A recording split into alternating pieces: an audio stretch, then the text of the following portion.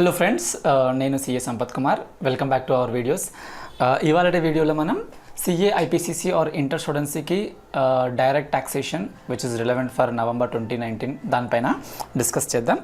ఇవాళ మన డిస్కషన్లో శాలరీ హెడ్ పైన ఫోకస్ చేద్దాం. సో శాలరీ హెడ్లో అసలు శాలరీ ఎప్పుడు ట్యాక్స్ అవుతుంది ఒకటి, ఇంకొకటి శాలరీలో మనకి ఎలాంటి డిడక్షన్స్ ఉంటాయి అండ్ క్యాలిక్యులేషన్స్ ఎలా ఉంటాయి, అంటే రిటైర్మెంట్ అయిపోయినప్పుడు ఎలాంటి బెనిఫిట్స్ వస్తాయి, దానికి ఎగ్జిబిషన్స్ ఎలా ఇస్తాడు, సో ఇలాంటి వాటిపైన మనం ఫోకస్ చేద్దాం. సో క్లాస్ కొంచెం లెంతీగా ఉండబోతుంది, సో మ్యాక్సిమం అటెన్షన్ని పే చేయండి. ఇవాళ క్లాస్ నుంచి మనం కొన్ని మార్క్స్ని ఎగ్జామ్స్లో తెచ్చుకోవచ్చు. So let's start.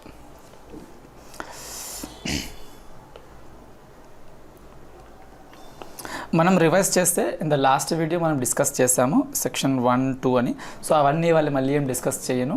కాకపోతే ఏ పాయింట్స్ మనము ఇంతకుముందు డిస్కస్ చేసిన పాయింట్స్లో ప్రస్తుతానికి రిలవెన్స్ ఉందో అది మాత్రమే డిస్కస్ చేద్దాం. అంటే ఇక్కడ మనం ప్రీవియస్ ఇయర్ కోసం మాట్లాడుకున్నాం. అంటే income earned in the previous year is taxed in the assessment year అని. ఓకే, సో ఇక్కడ కూడా మీరు శాలరీలో పైన ట్యాక్స్ కడతప్పుడు మీరు లాస్ట్ ఇయర్లో వచ్చిన శాలరీ పైన నెక్స్ట్ ఇయర్ కడతారు. ఒక చిన్న ఎక్సెప్షన్ ఏంటంటే మనము TDS ప్రొవిజన్స్ మాత్రమే అదే ఇయర్ అప్లై అవుతుంది. సో అలాంటి క్యాలిక్యులేషన్ చూద్దాం రాబోయే క్లాసెస్లో. And next income deemed to be received, ఈ ప్రొవిజన్ కూడా మనకు, ఈ సెక్షన్ కూడా మనకు ప్రజెంట్ కాంటెక్స్లో అవసరం వస్తుంది. ఎలాంటిదంటే సంథింగ్ లైక్ మన ఇండియాలో ఎవరైనా వర్క్ చేశారు అంటే maybe is a non resident or maybe the company for which is working is a non resident company, కానీ ఇండియాలో వర్క్ చేస్తున్నప్పుడు that is deemed to be accrued in India. Okay, so ఆ point మనకి ఇక్కడ అవసరం వస్తుంది. ఇంకొక పాయింట్ ఏంటంటే ఇండియన్ సిటిజన్స్ వాళ్ళని మన సెంట్రల్ గవర్నమెంట్ కానీ స్టేట్ గవర్నమెంట్ కానీ వేరే కంట్రీకి పంపించేసేసి అక్కడ ఏదో వర్క్ చేయించుకుంటుంది. అంటే ఎంబసీ అనేది, లేదంటే మన హైదరాబాద్ని లేకుంటే మన సిటీని డెవలప్ చేయడానికి మనకు ఒక మోడల్ కావాలి అని చెప్పేసి మనం ఎంప్లాయీస్ని బయటికి పంపించేసి అక్కడ వాళ్ళకి ఏదో ఒక వర్క్, ఒక సర్వీసెస్ రెండర్ చేయించుకొని ఆ సర్వీసెస్ తోటి వాళ్ళు ఇక్కడ ఇండియాకి వస్తున్నారు. అంటే వాళ్ళు ఆ కంట్రీలో వర్క్ చేసినందుకు శాలరీ వస్తుంది కాబట్టి ఆ శాలరీ అక్కడ అక్రూ అవుతుందా అని డౌట్ వస్తుంది. సో ఆ డౌట్ని రిజాల్వ్ చేయడానికి ఈ సెక్షన్లో క్లియర్గా చెప్తాడు. మన ఇండియన్ గవర్నమెంట్ ఎప్పుడైతే శాలరీ పేరుతోటి మన ఇండియన్ ఎంప్లాయీస్కి, అంటే Indian central government or state government ఎంప్లాయీస్కి మనీ పే చేస్తుందో that is deemed to be accrued in India. అంటే వాళ్ళు ఆ కంట్రీలో వర్క్ చేసి ఆ కంట్రీలో డబ్బులు వచ్చినప్పటికీ ఇండియాలోనే అక్రూ అయినట్టుగా వాళ్ళు ట్రీట్ చేసి ఇండియాలోనే ట్యాక్స్ కట్టిస్తారు. బట్ వాళ్ళు ట్యాక్స్ కడతారు అంటే కట్టరు, ఎందుకంటే మళ్ళీ వాళ్ళకి సపరేట్గా ఎగ్జెంప్షన్స్ ఉంటాయి. అది కూడా మనం ఇవాళ క్లాస్లో చూద్దాం. ఇంకా income deem to accrue or arise in India. Okay, ఈ పాయింట్ ఆల్రెడీ లాస్ట్ క్లాస్లో డిస్కస్ చేశాను, మళ్ళీ ఇంకొకసారి చిన్నగా రివైజ్ చేస్తాను. ఎప్పుడైతే మీ ఎంప్లాయీకి 12% కంటే ఎక్కువ రికగ్నైజ్డ్ ప్రావిడెంట్ ఫండ్లో డిపాజిట్ చేస్తాడో ఆ ఎక్సెస్ని is treated as deemed to be received in India. అంటే మీరు 12% కన్నా ఎక్కువైతే మీకు మీ పేరు పైన మీ ఎంప్లాయర్ రికగ్నైజ్డ్ ప్రావిడెంట్ ఫండ్లో పెట్టాడో, లెట్స్ టేక్ ఎన్ ఎగ్జాంపుల్ 15% పెట్టాడు అనుకుందాం. ఆ రిమైనింగ్ 3% మీకు ప్రస్తుతానికి రావట్లేదు, మీ పేరు పైన ఒక ఫండ్లో ఇన్వెస్ట్ చేయబడింది, but still that will be treated as a received in India. Okay, so అది ఒక పాయింట్. ఇంకొక పాయింట్, ఆ ఫండ్ మీరు అయితే రికగ్నైజ్డ్ ప్రావిడెంట్ ఫండ్లో ఇన్వెస్ట్ చేస్తారో, అంటే మీరు కొంచెము మీ ఎంప్లాయర్ కొంచెం ఇన్వెస్ట్ చేస్తాడో, ఆ fund at the end of the year కొంచెం ఇంట్రెస్ట్ని మీ పేరు పైన క్రెడిట్ చేస్తుంది. ఓకే, సో ఆ ఇంట్రెస్ట్ 9.5% వరకు ఇస్తే గవర్నమెంట్కి ఏం ప్రాబ్లం లేదు, అంటే ఇన్కమ్ ట్యాక్స్ వాళ్ళకి ఏం ప్రాబ్లం లేదు. 9.5% కంటే ఎక్కువ క్రెడిట్ మీ పేరు పైన వచ్చింది అంటే ఆ ఎక్సెస్ని to be treated as deemed to be received in India. అంటే ఇండియాలోనే మీరు రిసీవ్ చేసుకున్నట్టుగా భావిస్తుంది. అంటే చెప్పడానికి మీకు డబ్బులు రావట్లేదు కానీ రిసీవ్ అయినట్టుగా ఈ సెక్షన్ మనకు చెప్తుంది. ఇంకొకటి transfer from unrecognised provident fund to recognised provident. Okay, so ఈ 3 పాయింట్స్ మనకు ప్రస్తుత క్లాస్కి అవసరం రాబోతున్నాయి. And income which do not form part of total income, so this is what we call it as exemptions. ఇది పేరు పెద్దగా ఉంది, సెక్షన్ 10 అని. అందులో ప్రొవిజన్స్ కూడా చాలా ఎక్కువగా ఉంటాయి. సో మనం ఏం చేయాలి అంటే ఒక హెడ్ చదువుతున్నప్పుడు, అంటే మనం ఇప్పుడు ప్రస్తుతానికి శాలరీ హెడ్ చదువుతున్నాం కాబట్టి శాలరీ హెడ్కి సంబంధించి ఏ ప్రొవిజన్స్ సెక్షన్ 10లో ఉన్నాయో వాటిని శాలరీ హెడ్తో పాటు చదవాలి. అలాగే మీరు ఇన్కమ్ ఫ్రమ్ హౌస్ ప్రాపర్టీకి వెళ్ళినప్పుడు దానిలో ఏమన్నా ఉంటే దాంతోపాటు చదవాలి. అలాగే మీరు PGBP చేసేటప్పుడు PGBPకి సంబంధించిన ప్రొవిజన్స్ సెక్షన్ 10లో ఏమైనా ఉన్నాయంటే దాన్ని కలిపి చదవాలి. ఓకే, సో అలా హెడ్ స్పెసిఫిక్గా మనం ముందుకెళ్తే మనకి సెక్షన్ 10 కూడా కొంచెం ఈజీ అయిపోతుంది. అలా కాకుండా నేను ఓన్లీ సెక్షన్ 10 చదువుతాను అంటే అది కొంచెం హెవీగా అయిపోతుంది, మనం అబ్జర్వ్ చేసుకోలేకపోవచ్చు. Okay, so let's start. Section 10 subsection 6కి వెళ్దాం. In case of an individual who is not a citizen of India, the remuneration received by him as an official by whatever name called of an embassy, high commission, legation, commission, consulate or the trade representation of a foreign state or as a member of the staff of any of these officials for services in such capacity. సింపుల్గా చెప్పాలంటే మన కంట్రీలో ఉన్న ప్రజలు వేరే వేరే కంట్రీస్లో ఉండి వెళ్ళి అక్కడ ఎంప్లాయ్మెంట్లో బిజినెస్లో బతుకుతారు కదా. సో వాళ్ళ కష్టాలని మన ఇండియన్ వాళ్ళకి తెలియజేయడానికి మనకి అక్కడ ఎలా ఎంబసీస్ ఉంటాయో అలాగే మన కంట్రీలో కూడా వేరే వేరే కంట్రీ నుంచి వచ్చిన వాళ్ళు ఉంటారనమాట. ఓకే, సో ఒక్కొక్క కంట్రీ వాళ్ళ ఒక ఆఫీస్ పెట్టుకుంటారు, వాళ్ళ ఆఫీస్లో వాళ్ళకి సంబంధించిన బాగోగుల కోసం చూడడానికి. ఓకే, సో వాళ్ళకి ఏదైనా పర్క్విజిట్ ఆర్ ఏదైనా అమౌంట్ రిమ్యునరేషన్ ఏ పేరుతో పైన అయినా పర్లేదు, వాళ్ళ గవర్నమెంట్ వాళ్ళకి ఇక్కడ ఇండియాలో ఇచ్చింది అనుకోండి, అది మనం ఏమంటాము, ఇండియాలో రిసీవ్ చేసుకున్నారు కాబట్టి ఇట్ ఈస్ ట్యాక్సబుల్ అంటాం. అంటే మనము ట్యాక్స్ కట్టించడానికే చూస్తున్నాము. బట్ మళ్ళీ వాళ్ళు ఏమంటున్నారంటే వాళ్ళు ఇక్కడ ఏదో మన వాళ్ళు కాదు, వాళ్ళ కంట్రీలో ఉన్న ప్రజల్ని రిప్రజెంట్ చేయడానికి ఇక్కడ వచ్చారు కాబట్టి వాళ్ళని ట్యాక్స్ చేయడం కరెక్ట్ కాదని చెప్పడానికి ఇక్కడ ఎగ్జెంప్షన్లో ఇచ్చాడు. సింపుల్గా బాటమ్ లైన్లో చెప్పాలంటే ఫారెన్ కంట్రీ నేషన్ నుంచి వచ్చిన వాళ్ళు ఇక్కడ ఒక ఆఫీస్ పెట్టుకొని ఆర్ ఒక ఆఫీస్లో వర్క్ చేస్తున్నారు అనుకోండి, వాళ్ళకి వచ్చే salary it is accrued in India, అంటే ఇండియాలోనే ట్యాక్స్ కట్టాలి. బట్ ఈ సెక్షన్ ప్రకారం వాళ్ళకి ఎగ్జెంప్షన్ ఉంది, సింపుల్గా వాళ్ళు ట్యాక్స్ పే చేయరు. Provided that such member of the staff are subjects of the country represented and are not engaged in any business or profession or employment in India otherwise than as member of such staff. అంటే వాళ్ళు ఇక్కడ ఒక స్టాఫ్గానే ఉంటున్నారు కదా, so వాళ్ళు ఇక్కడ వచ్చినప్పుడు వాళ్ళకు ఒక శాలరీ వైజ్గా వచ్చిన వావి మాత్రమే ఈ ఎగ్జామ్షన్లో ఉన్నాయి. అలా కాకుండా వాళ్ళు ఇక్కడ ఇండియాకి వచ్చేసి ఇంకేదైనా వేరే సర్వీసెస్ ప్రొవైడ్ చేస్తున్నారు, ఏదైనా కన్సల్టేషన్ కావచ్చు, ఇంకా ఏ విధమైన సర్వీసెస్ ఇక్కడ ఇండియాలో ప్రొవైడ్ చేస్తున్నారంటే అది వాళ్ళకు ఎగ్జామ్షన్లో రాదు, వాళ్ళు దానిపైన ట్యాక్స్ పే చేయాల్సి ఉంటుంది. Section 10 subsection 7 any allowance or perquisite paid or allowed as such outside India by the government to a citizen of India for rendering services outside India. అంటే ఎలా చెప్పొచ్చు అంటే ఇప్పుడు మన ఇండియాకి సంబంధించిన వాళ్ళు మన సెంట్రల్ గవర్నమెంట్ కానీ స్టేట్ గవర్నమెంట్ కానీ వాళ్ళని బయటికి పంపిస్తుంది ఆఫీషియల్ డ్యూటీ పైన. అంటే అక్కడ ఏదో ఒక సర్వీసెస్ రెండర్ చేసి, అంటే ఒక ప్రాజెక్ట్ని కంప్లీట్ చేసి, ఒక వర్క్ని కంప్లీట్ చేసేసి ఇండియాకి వచ్చేయని చెప్పడానికి, అంటే ఒక స్పెసిఫిక్ టాస్క్ పైన వాళ్ళని పంపించేస్తుంది. It could be anything, right? So మనము ఇంతకుముందు సెక్షన్లో ఏం చెప్పాము, మన ఇండియన్ గవర్నమెంట్ మన ఇండియన్ సిటిజన్స్కి ఫారెన్లో పే చేసినప్పటికీ that is deemed to be accrued in India, అంటే ఇండియాలోనే పే చేయాలి అని అంటున్నాము. బట్ ఇంకోసారి ఏమంటున్నామంటే వాళ్ళకి సపోజ్ ఏమైనా పర్క్విజిట్స్ కానీ అలవెన్సెస్ కానీ మీరు అవుట్ సైడ్ ఇండియా పే చేస్తే అది ఎగ్జామ్షన్ కేటగిరీలో వస్తుంది. ఎందుకంటే మనం కంట్రీలో వెళ్ళి జాబ్ చేస్తున్నారు కదా, వర్క్ చేస్తున్నారు కాబట్టి వీళ్ళకు అదొక చిన్న ఎగ్జామ్షన్ ఇచ్చాడు.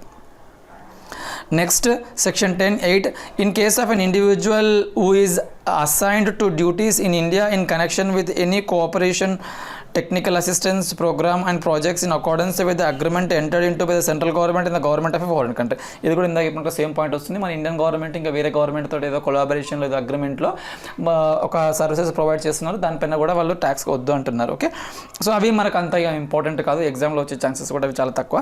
ఇక్కడ నుంచి మీరు ఫోకస్ చేయాల్సి వస్తుంటుంది గ్రాట్యుటీ. ఓకే, సో గ్రాట్యుటీ పైన మీకు ఒక పెద్ద క్వశ్చన్లో ఇది ఒక చిన్న పాయింట్ని మీరు ఎక్స్పెక్ట్ చేయొచ్చు.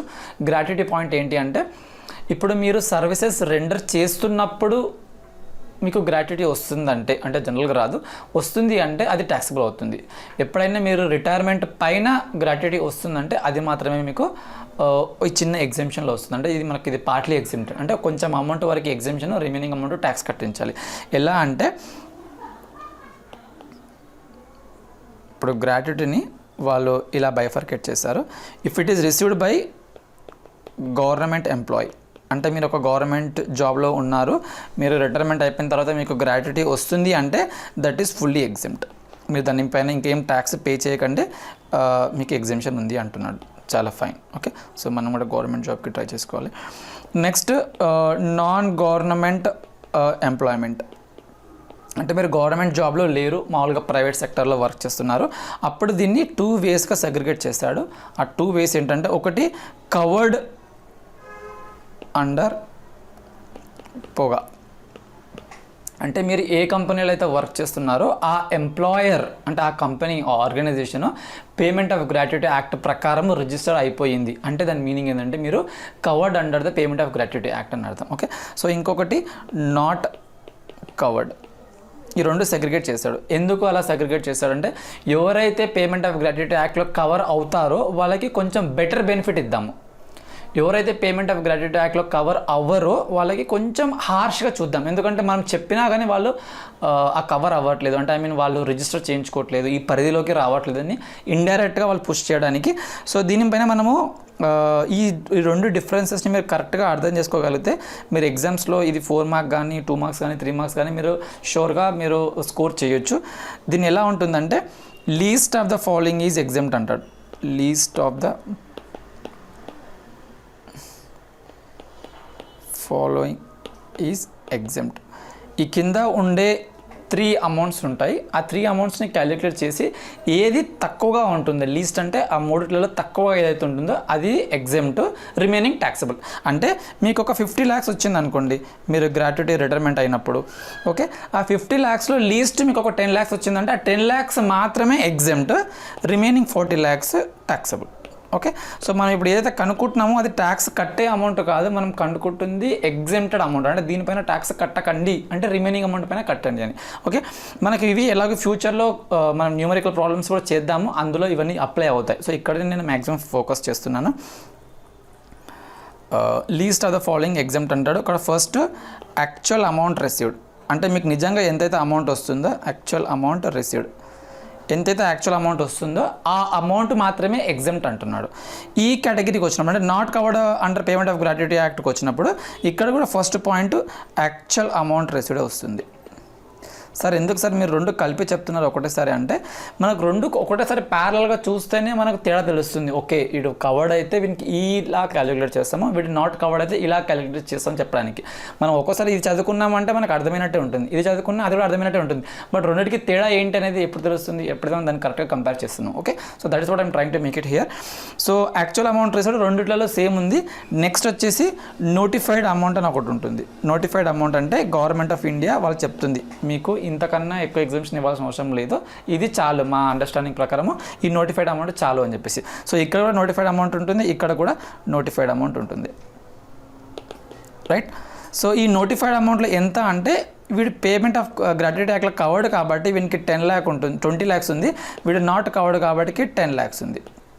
ఎవరైతే ఈ నోటిఫైడ్ అమౌంట్ అంటే ఈ పేమెంట్ ఆఫ్ గ్రాట్యుటీ యాక్ట్లో కవర్ అయ్యారో అంటే వాళ్ళు రిజిస్టర్ అయ్యారో వాళ్ళకి కొంచెం ఎక్కువ బెనిఫిట్ రావడానికి 20 lakhsని ఇచ్చాడు, ఇక్కడ ప్రస్తుతానికి 10 lakhs ఇచ్చాడు. అంటే మీనింగ్ ఏంటంటే ఇంతకుముందు కూడా 10 lakhs ఉండేది, దీనికి 10 lakhs ఉంది ఇప్పటికి, ఇది 10 lakhs కాస్త 20 lakhs అయింది, కానీ ఇది ఇంకా అమెండ్మెంట్ జరగలేదు, అంటే ఫ్యూచర్లో ఇది జరగబోయే ఛాన్స్ ఉంది. ఓకే, బట్ ప్రస్తుతానికి మనం యాక్ట్ ఉన్న ప్రకారం చదవాలి కాబట్టి ఇక్కడ 20 lakhs నోటిఫైడ్ అమౌంట్ ఉంది, ఇక్కడ 10 lakhs నోటిఫైడ్ అమౌంట్ మాత్రమే ఉంది. ఓకే, సో ఇది కూడా మీకు ప్రాబ్లం కాదు, మీకు అర్థమైపోతుంది, ఇందులో పెద్ద చెప్పడానికి రాకెట్ సైన్స్ ఏం లేదు.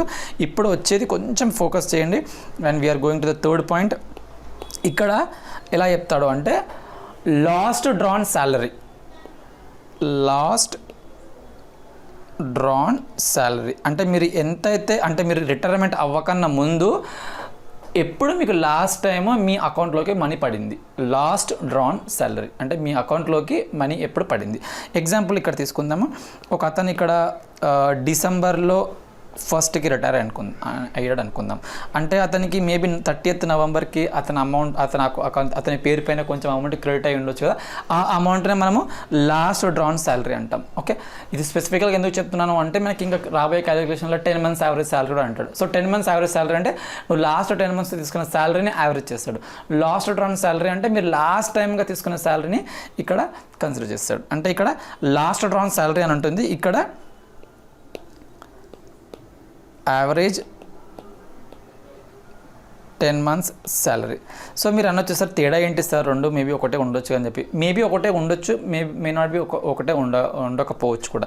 ఎందుకు అలా అంటున్నానంటే ఇప్పుడు ఇతను డిసెంబర్లో రిటైర్ అవుతున్నాడు, డిసెంబర్లో రిటైర్ అయినప్పుడు అతని శాలరీ 30,000 ఉండొచ్చేమో, మేబీ 30,000 ఒక 4-5 months బ్యాకే ఇంక్రీజ్ అయ్యింది, అంటే ఒక 4-5 months బ్యాక్ అతని శాలరీ 28,000 ఉండే, ఇప్పుడు కాస్త 30,000 అయింది. అంటే జూలై వరకు అతని శాలరీ 28,000 ఉంది, జూలై తర్వాత 30 అయింది. ఇప్పుడు మనం 10 months యావరేజ్ శాలరీ చేసినప్పుడు మ్యాథమెటికల్గా ఆలోచించండి, 10 monthsలో మనం ఈ 28ని కూడా తీసుకుంటాము, ఈ 30 కూడా తీసుకుంటాము, బట్ డివైడెడ్ బై 10 చేస్తాము అంటే ఈ 28, 30 రెండు కలిపినప్పుడు మనకు అమౌంట్ తగ్గిపోతుంది. ఓకే, అంటే దాని మీనింగ్ ఏంది, మనం ఇండైరెక్ట్గా ఎవరైతే పేమెంట్ ఆఫ్ గ్రాట్యుటీ యాక్ట్లో కవర్ అవ్వట్లేదో వాళ్ళకి తక్కువ బెనిఫిట్ ఇచ్చేస్తున్నట్టు. అంటే ఇలా ఎందుకు చెప్తున్నా అంటే మీకు ఎగ్జామ్లో కూడా సపోజ్ మీరు మర్చిపోయితే గుర్తు చేసుకోవచ్చు, ఇతను కవర్డ్లో ఉన్నాడు కాబట్టి అతనికి ఎక్కువ బెనిఫిట్ ఇవ్వాలి. ఎక్కువ బెనిఫిట్ అంటే లేటెస్ట్ శాలరీ ఎప్పుడైనా ఎక్కువ ఉంటుంది కాబట్టి లాస్ట్ డ్రాన్ శాలరీ అన్నాము. ఇతనికి కొంచెం తక్కువ బెనిఫిట్ ఇవ్వాలి అంటే ఎలా చేయొచ్చు, మీరు లాస్ట్ 10 months యావరేజ్ శాలరీ తీసుకోండి. అంటే లాస్ట్ 10 months శాలరీని టోటల్ సమ్ చేసి యాడ్ చేసి డివైడ్ బై 10 చేస్తే ఇది కొంచెం తక్కువ వచ్చే ఛాన్సెస్ ఉన్నాయి కాబట్టి దీన్ని ఇక్కడ తీసుకున్నారు, right. And one more thing, ఇక్కడ last drawn salary into each completed year of service అంటాడు. అంటే మీనింగ్ ఏంటంటే మీరు ఎన్ని సంవత్సరాలు వర్క్ చేసి రిటైర్ అయిపోతున్నారో దాన్ని ఇక్కడ each completed year of service or part thereof అంటాడు. అంటే మీనింగ్ ఏంటంటే ఈ పార్ట్ దేర్ ఆఫ్కి చాలా చాలా మీనింగ్ ఉంది, అది ఇక్కడ చెప్తాను. ఇప్పుడు మీరు 23 years 7 months చేశారనుకుందాం మీ సర్వీస్. అంటే 23 years మీరు సర్వీస్లో ఉండి 23 years 7 months సర్వీస్లో ఉండి మీరు రిటైర్ అవ్వాలనుకుంటున్నారు. సో ఇప్పుడు ఈ క్యాలిక్యులేషన్ ప్రకారం ఎలా తీసుకుంటాము అంటే ఈ పార్ట్ దెర్ ఆఫ్ అని ఎప్పుడైతే వచ్చిందో దాని మీనింగ్ ఏంటంటే ఎప్పుడైతే 6 నెలలు ఆర్ అంతకన్నా ఎక్కువ ఉంటే దాన్ని నెక్స్ట్ నెంబర్కి మీరు రౌండ్ ఆఫ్ చేయండి అని అర్థం. ఓకే, అంటే మనం ఇప్పుడు ఈ ప్రాక్టికల్ ఎగ్జాంపుల్ ఏం తీసుకుంటాము, ఈ 23 years 7 months ఉన్నప్పుడు 24 yearsగా తీసుకుంటాం. సో అతనికి ఆ బెనిఫిట్ అనమాట, each completed year of service or part thereof. అదే ఇక్కడికి వచ్చినప్పుడు each completed year of service or part thereof, ఈ పార్ట్ లేదు అంటే ఇది ఒక్క వర్డ్ అక్కడ అతను ఇన్సర్ట్ చేయలేదు. అంటే మీనింగ్ ఏంది, ఇప్పుడు ఇక్కడ చెప్పిన ఎగ్జాంపుల్ ప్రకారం 23 years 7 months చేస్తారు కదా, ఈ 7 monthsని లైట్ తీసుకో, మర్చిపో. అంటే ఓన్లీ 23 yearsనే కన్సిడర్ చేయి. అంటే మేబీ ఇది 23 years 11 months అయినప్పటికీ కూడా ఈ 11 monthsని కన్సిడర్ చేయకు. 11 months 28 days 26 days అయినా కన్సిడర్ చేయకు. అంటే వాడి మీనింగ్ ఏంటంటే ఇయర్ కంప్లీట్ అయితేనే తీసుకో, లేకుంటే తీసుకోకు. అది ఎవరైతే పేమెంట్ ఆఫ్ గ్రాట్యుటీ యాక్ట్లో కవర్ అవ్వట్లేదు. Okay, I hope it's clear. నేను ఎక్కువ టైం స్పెండ్ చేస్తున్నాను ఎందుకంటే ఒక్కసారి మనకు కరెక్ట్గా బ్రెయిన్లోకి ఫీడ్ అయిపోయింది అంటే అది రాంగ్ అయ్యే ఛాన్సెస్ చాలా తక్కువ ఉంటుంది అండ్ మనం ఎగ్జామ్లో మంచి మార్క్స్ స్కోర్ చేసుకోవచ్చు. Okay, so last drawn salary ఇక్కడ యావరేజ్ 10 months శాలరీ, ఇక్కడ each completed year or part thereof, ఇక్కడ each completed year part thereof లేదు, దాన్ని రిమూవ్ చేస్తున్నాను. ఓకే, లేదు అది. ఇంకొకటి ఇక్కడ 15 days శాలరీ ఇస్తా అంటాడు. అంటే మీకు 15 daysకి వచ్చిన శాలరీని కానీ బోనస్ అంటే మీకు గ్రాట్యుటీగా ఇస్తా అన్నది ఇక్కడ కాన్సెప్ట్. 15 days అంటే ఎలా క్యాలిక్యులేట్ చేస్తారంటే ఇక్కడ 15/26 అంటే ఎవరైతే పేమెంట్ ఆఫ్ గ్రాట్యుటీ యాక్ట్లో కవర్ అవుతున్నారో దాని ప్రకారం మీకు మంత్ అంటే 26 days అని.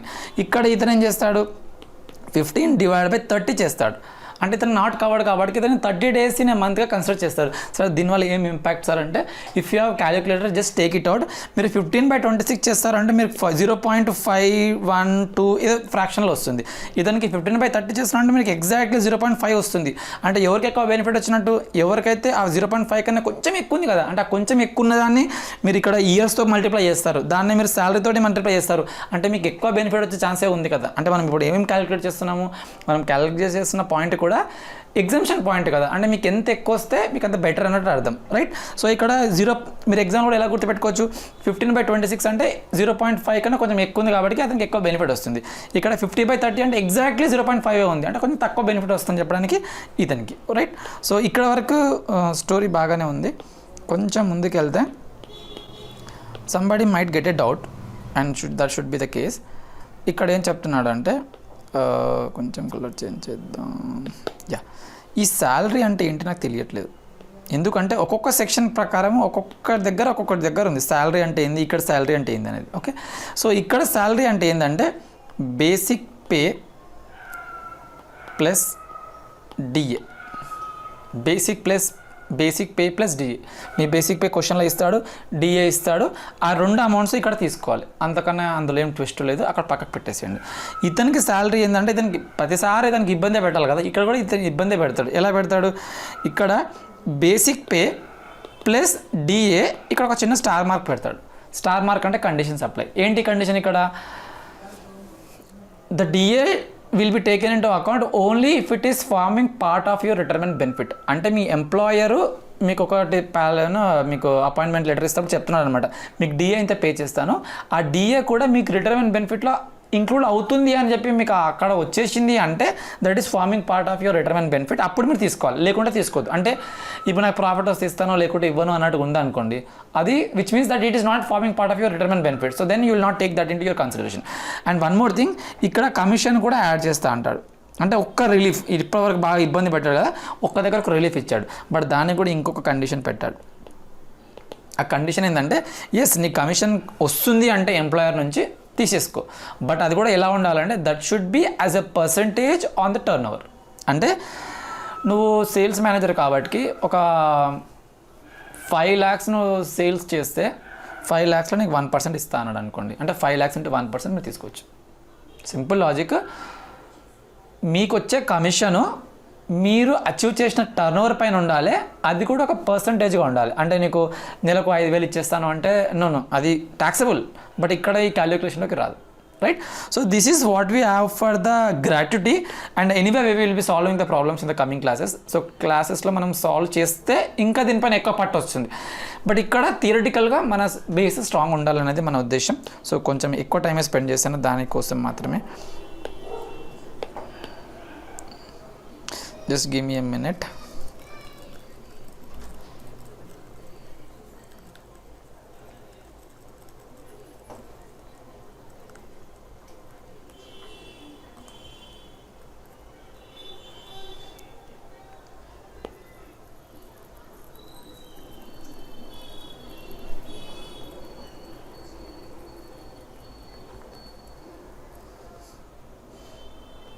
So that is what we have for gratuity. Gratuity calculation ఎలా వచ్చాయంటే, ఒకడైతే గవర్నమెంట్ ఎగ్జామ్షన్, తర్వాత నాన్ గవర్నమెంట్లో 2 categories, ఒకటి పేమెంట్ ఆఫ్ గ్రాట్యుటీ, ఒకటి not covered under payment of gratuity. ఇక్కడ ఒక పర్సంటేజ్ ఉంటుంది, అంటే ఇక్కడ ఒక క్యాలిక్యులేషన్ ఉంటుంది, అక్కడ ఒక క్యాలిక్యులేషన్. అవి మనకు వచ్చాయంటే ఈ సెక్షన్ మనకు వచ్చేసినట్టే. And then next pension. So ఈ పెన్షన్ పాయింట్ కొంచెం ఇంపార్టెంట్ పాయింట్. ఏంటి అంటే, ఎప్పుడైతే మీరు పెన్షన్ తీసుకుంటున్నారో అది ట్యాక్సబుల్, అందులో డౌట్ లేదు. కాకపోతే ఈ పెన్షన్ని మనము కమ్యూట్ చేస్తాం. సో pension is taxable, there is no doubt about it, okay. But sometimes what they do is they will commute the pension, and you need to understand what do mean by this commutation. అంటే meaning ఏంటంటే, ఇప్పుడు మీ age ఒక 25 age ఉంది, ఎందుకంటే మనం CA complete చేయడానికి age పడుతుంది. 25 ఏజ్లో మనము we have done with our CA, now we joined a company. సో మనం ఇక్కడ ఏం చేసాము అంటే, ఒక 40 years సర్వీస్ ఇచ్చేసి 65లో రిటైర్మెంట్ తీసుకుంటున్నాం. 65 years ఆఫ్ ఏజ్లో రిటైర్మెంట్ తీసుకుంటున్నాం, ఓకే. బాధగా ఉంది ఉండడానికి. ఇక్కడ రిటైర్మెంట్ తీసేసుకున్న తర్వాత మనం ఏమనుకుంటున్నామంటే,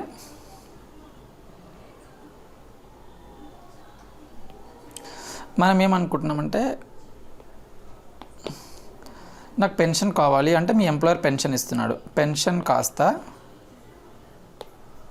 10,000 rupees పర్ మంత్ ఇస్తున్నాడు, చాలా చిన్న అమౌంట్. సో 10,000 పర్ మంత్ మీ ఎంప్లాయర్ మీకు పెన్షన్గా ఇస్తున్నాడు, అది ట్యాక్సబుల్, అందులో ప్రాబ్లం లేదు. అయితే మీరేమంటున్నారంటే, సార్ మీరు 65 years నా ఏజ్ ప్రస్తుతానికి, అంటే మేబీ ఒక 2 years అయిపోయింది అనుకుందాం, ఇప్పుడు మీరు 67కి వచ్చారు, అంటే 2 years అలాగే పెన్షన్ తీసుకుంటా వచ్చేసారు, ఇప్పుడు 67లో వచ్చేసారు. ఇక్కడ మీరు ఏమంటారంటే, సార్ మీరు పెన్షన్ నాకు ఇస్తున్నారు, ఎవ్రీ మంత్ 10,000 వస్తుంది, బాగానే ఉంది, బట్ ఆ అమౌంట్ నాకు దేనికి సరిపోవట్లేదు, అంటే అది చెప్పుకోవడానికి అంత పెద్ద అమౌంట్ కాదు, వదిలేయడానికి చిన్న అమౌంట్ కాదు. సో నాకేం కావాలంటే, మీరు రాబోయే కాలంలో వచ్చే పెన్షన్ని కూడా నాకు ప్రస్తుతానికి డిస్కౌంట్ చేసేసి నాకు ఒక అమౌంట్ ఇచ్చేసేయండి సార్. అమౌంట్ ఇచ్చేస్తే నాకు ఒక ఇల్లు కట్టుకునేది ఉంది, లేదంటే నా అమ్మాయి పెళ్లి చేసేది ఉంది, లేదంటే ఎడ్యుకేషన్ కోసం పంపించేది ఉంది, ఫారెన్కి పంపించేది, ఇలా ఒక పెద్ద ఈవెంట్ కోసం నాకు ఒక హ్యూజ్ అమౌంట్ కావాలి, 10,000 నాకు ఇక్కడ సరిపోవట్లేదు అని ఎంప్లాయర్ దగ్గరికి వెళ్ళాడు. సో ఎంప్లాయర్ ఏమంటాడంటే, బాబు నువ్వు 10,000 rupees నేను నీకు మొత్తానికి నీకు ఇప్పుడు ఇచ్చేసానంటే, అంటే దాన్ని మొత్తం కమ్యూట్ చేసి నీకు ఇక్కడ ఇచ్చేసానంటే ఫైన్, బాగుంది, రేపటి రోజు నువ్వు ఎలా బతుకుతావు, ఎవరిపైన డిపెండ్ అవుతావు, సో అది కూడా కరెక్ట్ కాదు.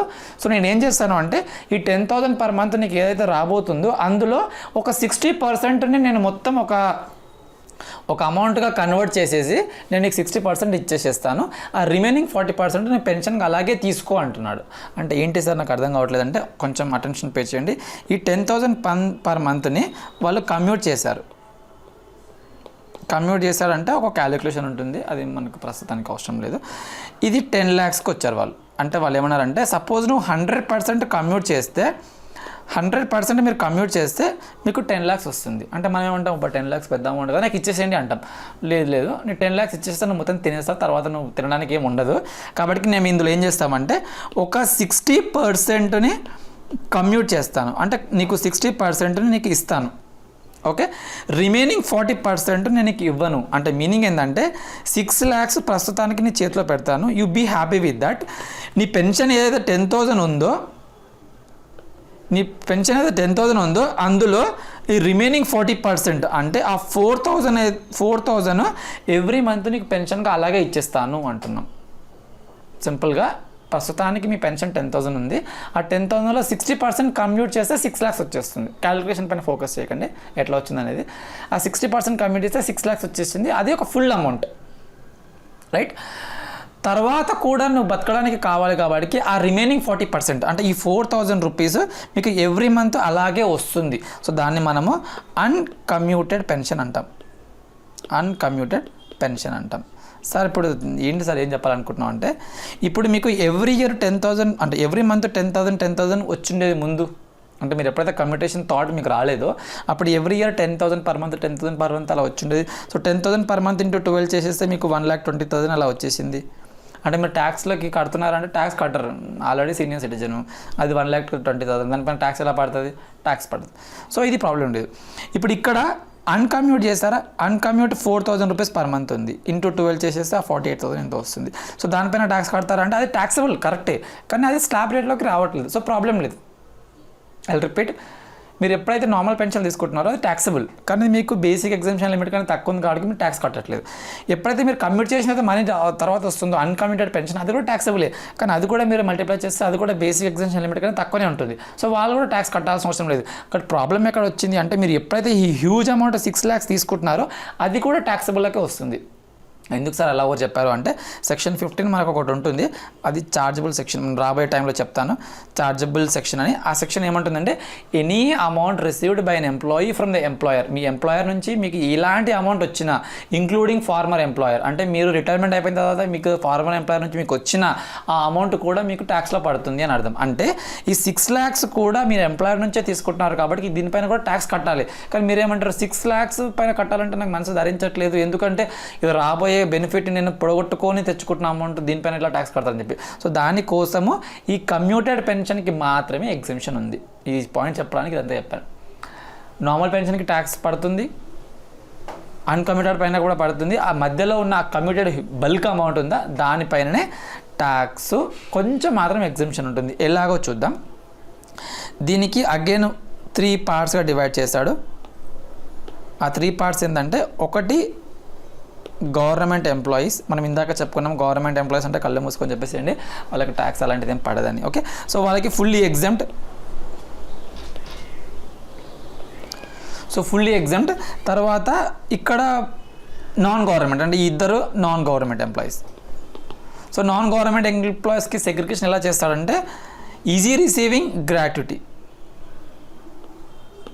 Are is he not receiving gratuity, not receiving gratuity. Sir మీకు గ్రాట్యుటీ ఎందుకు వచ్చింది సార్ పాయింట్? ప్రస్తుతానికి మనం మాట్లాడుకుంటుంది పెన్షన్ కోసం కదా, గ్రాట్యుటీ ఎందుకు తీసుకొచ్చారు అంటే వీళ్ళ ఉద్దేశం చెప్తాను. ఇప్పుడు మీరు ఒక ఎంప్లాయీ, నేను ఒక ఎంప్లాయర్ అనుకోండి, ప్రస్తుతానికి అలా ఆలోచించుకోండి. సో మీరు ఆల్రెడీ మీకు గ్రాట్యుటీ అనేది ఒక పెద్ద అమౌంట్లో వచ్చేసింది, ఒక 20 లక్షలు 30 లక్షలలో వచ్చేసింది. ఆ అమౌంట్ తోటి మీరు సంతృప్తి చెందకుండా నాకు పెన్షన్ కూడా కన్వర్ట్ చేసుకుంటా అంటున్నారంటే మీరు డబ్బు కోసం ఆలోచిస్తున్నారు, మీకు మీ రిమైనింగ్ లైఫ్ కోసం ఆలోచించట్లేదు. అంటే మీకు ఆల్రెడీ గ్రాట్యుటీ అంతా వచ్చినప్పుడు ఆ గ్రాట్యుటీతోనే మీరు సంతోషపడాలి, అంటే ఆ గ్రాట్యుటీతోనే మీ అవసరాలు తీర్చుకోవాలి. అది కాకుండా కూడా మీరు మీకు వచ్చే రాబోయే పెన్షన్ని కమ్యూట్ చేసుకుంటున్నారు అంటే అతిగా ఆలోచిస్తున్నారు. కాబట్టి మీకు ఎగ్జామ్షన్ ఇస్తాను, బట్ కొంచెం తక్కువ ఎగ్జామ్షన్ ఇస్తాను అంటాడు. సో ఎవరైతే గ్రాట్యుటీ రిసీవ్ చేసుకుంటున్నారో వాళ్ళకి కూడా ఎగ్జామ్షన్ ఉంది, తక్కువ ఎగ్జామ్షన్ ఉంది, అంటే లెస్ బెనిఫిట్ వాళ్ళకి ఇవ్వాలి. ఇక్కడ నాట్ రిసీవింగ్ గ్రాట్యుటీ అంటే, ఇప్పుడు మీరే ఎగ్జాంపుల్ తీసుకోండి, మీరు రిటైర్ అయిపోతున్నారు, ఇప్పటివరకు మీకు శాలరీ అంత ఇంత వచ్చి ఉండేది, ఇవాళ రిటైర్ అయిపోయిన తర్వాత మీకు శాలరీ రావట్లేదు, మీకు ఉన్నది ఏకైక ఆధారము pension.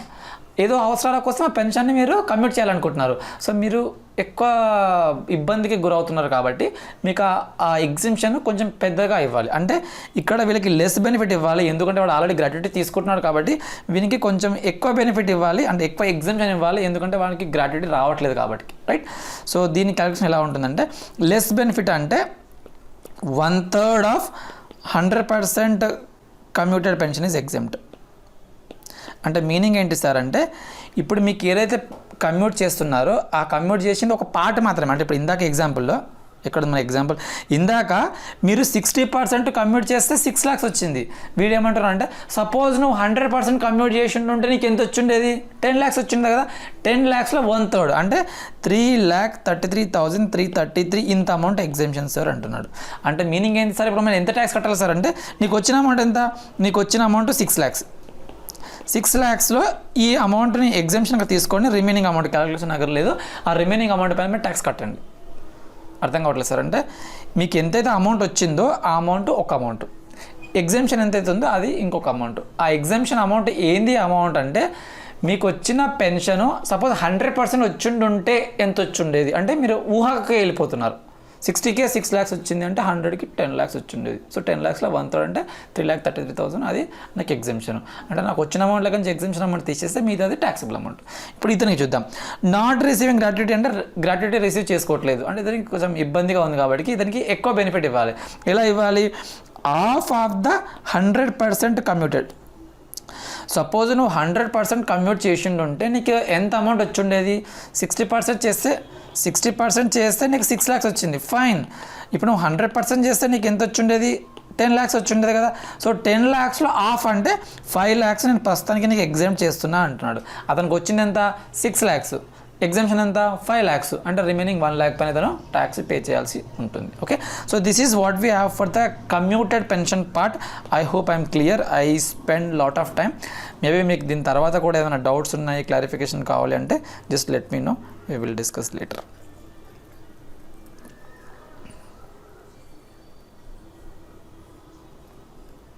But whenever you have any doubt, be specific in your question so that it is easy for me to answer as well. So మనకు గ్రాట్యుటీ పైన కొంచెం డిస్కస్ చేస్తాము, దానిపైన ప్రాబ్లం ఉండకపోవచ్చు అని అనుకుంటున్నాను. పెన్షన్ పైన కూడా కమ్యూటెడ్ అన్కమ్యూటెడ్ ఆ పెన్షన్ పైన క్వశ్చన్స్ అయిపోయాయి. ఇంకొకటి లీవ్ శాలరీ అంటాడు. సో లీవ్ శాలరీ అంటే ఏంటంటే మీకు ఎవ్రీ ఇయర్ కొన్ని డేస్ నీకు ఇచ్చేస్తున్నాను, మీరు ఈ ఇయర్లో ఒక 30 days ఎంజాయ్ చేసుకోండి, లీవ్ తీసుకోండి అని చెప్పి అంటున్నాను. సో ఆ 30 daysలో మీరు ఏం చేస్తున్నారంటే 30 days లీవ్ తీసుకోకుండా ఓన్లీ 20 days లీవ్ తీసుకుంటున్నారు. ఆ 10 daysని అలాగే అక్యుములేట్ చేసుకుంటున్నారు. ఓకే, సో ఎప్పుడైతే మీరు అలా అక్యుములేట్ చేసుకుంటున్నారో ఆ 10 days ఎవ్రీ ఇయర్ 10 days ఒక 10 years చేశారనుకోండి, 100 days శాలరీ మీ దగ్గర ఉంది కదా. సో ఎంప్లాయర్ ఏం చేస్తారంటే సరే మీరు నేను లీవ్ ఇచ్చినా కానీ లీవ్ తీసుకోకుండా పనిచేస్తావు కాబట్టి నీకు దీనిపైన కొంచెం కాంపెన్సేషన్ ఇస్తా అంటాడు. సో ఎంప్లాయర్ ఒక ఎంప్లాయీకి ఇస్తున్నాడు, దానివల్ల ఎవరికేం ప్రాబ్లం లేదు, ఇవ్వచ్చు. బట్ ఇన్కమ్ ట్యాక్స్ వాళ్ళు ఉంటారా, లేదండి దీనిపైన మీరు ట్యాక్స్ కట్టాలి అంటారు. ఏంటంటే నేను కష్టపడి వర్క్ చేస్తే దీనిపైన ఒక ట్యాక్స్ కట్టమంటున్నాను అని చెప్పి. సో దానికోసం ఒక చిన్న ఎగ్జామ్షన్ ఇచ్చాడు, ఆ ఎగ్జామ్షనే లీవ్ శాలరీ. ఓకే, సో ఆ లీవ్ శాలరీ ఎలా చేస్తామనేది చూద్దాం.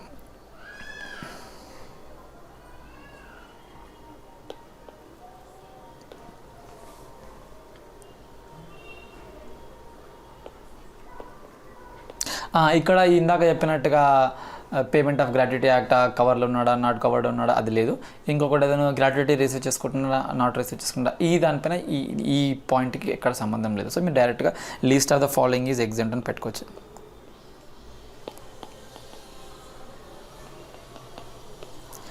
ఒకటి యాక్చువల్ అమౌంట్ రిసీవ్డ్ అంటే మీకు ఎంప్లాయర్ నుంచి ఎంత వస్తుందో ఆ అమౌంట్. అండ్ నెక్స్ట్ వచ్చేసి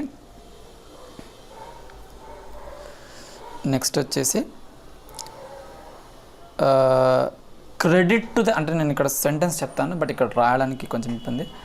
credit to the employee at the rate of 30 days in a year for each completed year of service.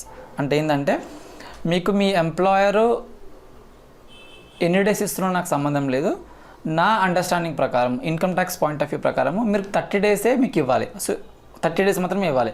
So 30 daysని మీరు బేస్ చేసుకుంటే మీకు ఎంత క్రెడిట్ ఉందో ఆ credit for each year of completed service అంటాడు. అంటే ఎన్ని సంవత్సరాలు మీరు కంప్లీట్ చేస్తారో అది ఓకే ఇంటూ మనకు లాస్ట్ రన్ శాలరీ ఉండనే ఉంటుంది ఇందులో, right. So I guess it's last drawn salary only.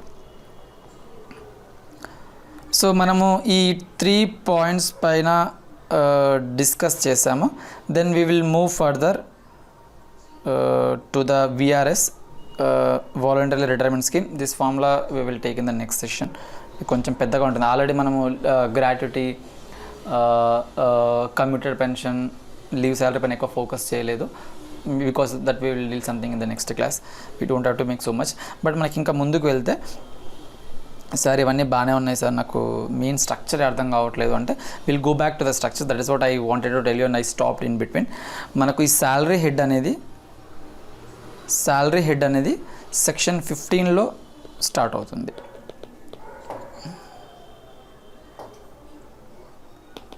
Okay, ఇది మళ్ళీ ఏం రాయను, బట్ జస్ట్ ఓవరాల్గా చెప్తాను. ఈ చార్జబిలిటీ అంటే ఏంటంటే, మీకు వచ్చే శాలరీ పైన గవర్నమెంట్కి పవర్ ఎంతవరకు ఉంది అనేది ఈ సెక్షన్ 15 చెప్తుంది. సో ఎప్పుడైనా ఏదైనా ఒక హెడ్ చార్జబిలిటీ కోసం మాట్లాడుతుందంటే, ఆ హెడ్ పైన అంటే ఆ సెక్షన్ పైన మ్యాక్సిమం ఫోకస్ చేయండి. ఈచ్ అండ్ ఎవ్రీ వర్డ్ని అసలు అలానే ఎందుకు ఇచ్చాడు, దాని మీనింగ్ ఏంటనేది తెలుసుకోండి, తెలియకుండా అడిగి తెలుసుకోండి. ఓకే, బట్ మీకు ప్రతి హెడ్లో చార్జబిలిటీ అనేది ఉంటుంది. GST చదువుకుంటే అందులో కూడా మీకు చార్జబిలిటీ అనేది ఉంటుంది. ఇన్కమ్ ట్యాక్స్ కూడా చార్జబిలిటీ ఉంటుంది. శాలరీకి ఒక చార్జబిలిటీ, ఇన్కమ్ ఫ్రమ్ హౌస్ ప్రాపర్టీకి ఒక చార్జబిలిటీ సెక్షన్ 22లో, అలాగే మనకి PGBPలో 28లో చార్జబిలిటీ, అట్లాగే మనం క్యాపిటల్ గెయిన్లో. సో మీకు ప్రతి దగ్గర 45. సో ప్రతి దగ్గర ఒక్కొక్క హెడ్కి ఒక్కొక్క చార్జబిలిటీ ఉంటుందంటే, మనం ఆ హెడ్లో మీకు పట్టు రావాలి అంటే ఫస్ట్ చార్జబిలిటీని మంచిగా చదువుకోండి. ఇక్కడ చార్జబిలిటీ సెక్షన్ 15లో ఏం చెప్తున్నాడు అంటే, ఎనీ అమౌంట్ అంటున్నాడు. ఎనీ అమౌంట్ అని అంటున్నాడు అంటే దాని మీనింగ్ ఏంటంటే, ఎంప్లాయర్ నుంచి మీకు ఇలాంటి అమౌంట్ వచ్చినా అని అర్థం. అంటే మీరు ఇలాంటి అమౌంట్ అంటే ఇంకేమొస్తాయి సార్ అంటే, ఇందాక ఇప్పుడు గ్రాట్యుటీ ఉండొచ్చు, పెన్షన్ ఉండొచ్చు, లీవ్ అండ్ క్యాష్ ఉండొచ్చు, ఒక గిఫ్ట్ ఉండొచ్చు, ఒక పర్క్విసిట్ ఉండొచ్చు, ఒక అలవెన్సెస్ ఉండొచ్చు, ఇంకా ఇలాంటిదైనా కావచ్చు. ఎనీ అమౌంట్ అంటే దానికి నాకు చెప్పడానికి నాకు వర్డ్స్ లేవు. మీకు ఏ అమౌంట్ అయినా కానీ ఎంప్లాయర్ నుంచి వచ్చిందంటే ట్యాక్స్ అని చెప్పడానికి. Any amount received by an employee from his employer or former employer అంటాడు. అంటే ఫార్మర్ ఎంప్లాయర్ అంటే ఇందాక చెప్పినట్టుగా రిటైర్మెంట్ అయిపోయిన తర్వాత కూడా మీకు మీ పాత ఎంప్లాయీ నుంచి వస్తుందా కదా, ఆ అమౌంట్ని కూడా ఇంక్లూడ్ చేస్తాడు. Okay, so including former employer, అది కూడా మనము ఇంక్లూడ్ చేస్తాం. ఓకే, తర్వాత ఇంకోటి ఏమంటాడంటే, ఇంక్లూడింగ్ అరియర్స్ ఆఫ్ శాలరీ అంటాడు. ఇంక్లూడింగ్ అరియర్స్ ఆఫ్ శాలరీ అంటే కొన్నిసార్లు ఎలా జరుగుతుందంటే, మీకు శాలరీ పెంచు అంటే మీ శాలరీ మీ ఎంప్లాయర్ ఏం పెంచడు, బట్ మీరు ఏదో ఒక రోజు మీ స్ట్రైక్ రావడం కానీ లేకపోతే ఏదైనా ఇష్యూ జరగడం వల్ల మీకు లాస్ట్ 5 years శాలరీని కలిపేసేసి ఒకటిసారి పెంచేసి ఇచ్చేస్తాడు. Okay, so that is called arrears of salary. ఆ శాలరీ కూడా మీకు ట్యాక్స్ పడుతుంది. ఫ్రమ్ అన్ ఎంప్లాయర్ అంటాడు. అంటే మీనింగ్ ఏంటంటే, ఇక్కడ ఒక మనకు ఎంప్లాయీ అండ్ ఎంప్లాయర్ రిలేషన్షిప్ మనకు అందులో ఉండాలి. ఇదేంటి సార్ అంటే, ఇప్పుడు ఇక్కడ అనుకోండి, నేను ఒక ఎంప్లాయర్ని, మీరు వచ్చి ఇక్కడ వర్క్ చేస్తున్నారు, నేను మీకు అమౌంట్ ఇస్తున్నానంటే ఒక ఎంప్లాయీ రిలేషన్షిప్ ఉంది కాబట్టి ఇది మీకు శాలరీ హెడ్ కింద వస్తుంది. అలా కాకుండా మీరు ఒక ప్రొఫెషనల్, ఒక SAP ప్రొఫెషనల్ ఆర్ మేబీ ఒక ట్యాక్స్ కన్సల్టెంట్, మేబీ అకౌంటింగ్లో ఎక్స్పర్ట్, సంథింగ్ ఒక ఎక్స్పర్టైజ్ మీకు ఉంది. నేనేం చేస్తున్నాను అంటే, నా ఫర్మ్కి అవసరానికి మీ దగ్గరకు వస్తున్నాను, లేదంటే మీరు ఈ సర్వీస్ మీరు చేసి పెడతారా అని చెప్పేసి. సో చేసి పెడతారా అన్నప్పుడు మీరు వచ్చేసేసి ఆ సర్వీస్ని రెండర్ చేసి వెళ్ళిపోతారు. కానీ నేను మీకు ఎంప్లాయర్ని కాదు, నేను ఇక్కడ కూర్చో, అక్కడ కూర్చో, ఇప్పుడు టైంకి రా, ఆ టైంకి రా, ఇలా బిహేవ్ చేయి, లేకపోతే మీ పైన నాకు ఎలాంటి కంట్రోల్ ఉండదు. నేను ఏం చెప్పొచ్చు అంటే, ఎస్ నాకు ఈ వర్క్ కావాలి, ఈ డెడ్ లైన్ లోపు కావాలి, నాకు ఇంత అమౌంట్లో పే చేస్తానని. సో ఇలాంటి బ్రాడ్ పారామీటర్స్ నేను మీకు ఇవ్వగలుగుతాను, కానీ మిమ్మల్ని ఏం కంట్రోల్ చేసే అధికారం నాకు ఉండదు. కాబట్టి ఎప్పుడైతే మీరు కాంట్రాక్ట్ ఫర్ సర్వీసెస్ అంటే మీరు ఇచ్చే సర్వీసెస్ కోసం నేను ఒక కాంట్రాక్ట్ తీసుకుంటున్నాను అంటే, ఆ కాంట్రాక్ట్ ఫర్ సర్వీసెస్ మనకి ఏమవుతుందంటే ఎంప్లాయర్ రిలేషన్షిప్ ఉండదు. అది మనకు శాలరీ హెడ్ కిందికి రాదు. అంటే నేను మీకు పే చేసే అమౌంట్ని మీరు శాలరీగా చూపించుకోరు, మీరు దాన్ని మీరు మీ PGBPలో చూపించుకుంటారు, అంటే మీరు ఒక ప్రొఫెషనల్ ఇన్కమ్గా చూపించుకుంటారు. అలా కాకుండా మీతో ఒక కాంట్రాక్ట్ ఎంటర్ అవుతున్నాను. ఆ కాంట్రాక్ట్ ఏంటంటే, మీరు మా దగ్గరనే వర్క్ చేయాలి, నేను చెప్పినట్టు వినాలి అంతే. నేను ఏ రూల్కి పంపిస్తే ఆ రూల్కి వెళ్ళాలి, నేను ఇచ్చినప్పుడే ప్రమోషన్ తీసుకోవాలి, నేను వచ్చినప్పుడే బోనస్ తీసుకోవాలి, నేను ఇచ్చినప్పుడే లీవ్ తీసుకోవాలి. ఇన్ని కంట్రోల్స్ చేస్తున్నాను అంటే ఒక ఎంప్లాయీ రిలేషన్షిప్ ఉంది, అది మనకు శాలరీ హెడ్లోకి వస్తుంది. ఓకే, సో ఇలాంటివి ఉంటాయి. So we will talk like that. Yeah, okay, so have some patience, ఎందుకంటే ఈ చాప్టర్ పెద్దది, మరీ ఫాస్ట్ చెప్తే కూడా అర్థం కాదు, కొంచెం స్లోగా చెప్పాల్సి ఉంటుంది. Any amount due to or received by an employee including arrears of salary from an employer or former employer and following within the purview of the meaning of the term salaries chargeable to tax under the head salary. ఇందాక చెప్పిన points మళ్ళీ ఒకసారి వచ్చింది. మీ employer నుంచి మీకు ఎలాంటి amount వచ్చినా, మీ పాత ఎంప్లాయర్ నుంచి వచ్చినా, అరియర్స్ ఆఫ్ శాలరీ వచ్చినా, అది మనకు ఒక శాలరీ మీనింగ్ ఒకటి ఉంటుంది సెక్షన్ 17 అని. ఆ శాలరీ మీనింగ్ ఒక డెఫినేషన్ డిఫైన్ చేస్తాడు. ఆ మీనింగ్లో వచ్చిన ఏ అమౌంట్ అన్నా కానీ మీరు శాలరీ హెడ్ కింద కట్టేసేయండి అని చెప్పి. ఇందులో కీ పాయింట్స్ నేను డిస్కస్ చేస్తాను. మీకు ఎగ్జాంపుల్లో మేబీ బిట్స్లోగా యూజ్ అవ్వచ్చు.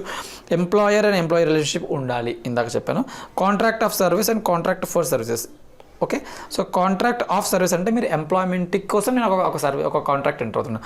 కాంట్రాక్ట్ ఫర్ సర్వీసెస్ అంటే మీరు ఇచ్చే సర్వీసెస్ కోసం. ఇందాక చెప్పాను కదా, మీరు ఒక ఎక్స్పర్ట్, ఒక టెక్నికల్ ఎక్స్పర్ట్, ఒక ఇష్యూ పైన ఒక ఎక్స్పర్ట్, ట్యాక్స్ కానీ, కాస్టింగ్ కానీ, అకౌంట్స్ కానీ, ఆ ఎక్స్పర్టైజ్ని యూజ్ చేసుకోవడానికి ఒక కాంట్రాక్ట్ ఎంటర్ అవుతున్నాం అంటే అది కాంట్రాక్ట్ ఫర్ సర్వీసెస్. అది మనకు ఎంప్లాయర్ రిలేషన్షిప్ ఉండదు.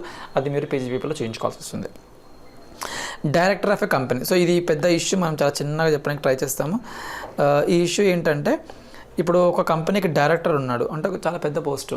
సో అతనికి వాళ్ళ కంపెనీ కూడా శాలరీ ఇస్తుంది. సో ఆ శాలరీని అతను శాలరీ హెడ్ కింద చూపించుకుంటాడా అంటే మనం అలా చెప్పలేం.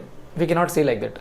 ఎందుకంటే ఆ డైరెక్టర్ ఎలాంటి డైరెక్టర్, అతను ఎగ్జిక్యూటివ్ డైరెక్టర్ అంటే ఆ కంపెనీలో ఉండే డే టు డే ఆపరేషన్ని దగ్గరుండి చూసుకునే వ్యక్తి అనుకో.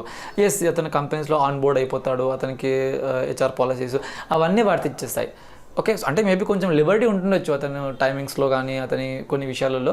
బట్ స్టిల్ అతనుని అలా కంపెనీ కంట్రోల్ చేస్తుంది. అంటే ఒక ఎంప్లాయర్ రిలేషన్షిప్ స్టిల్ అక్కడ ఉంది.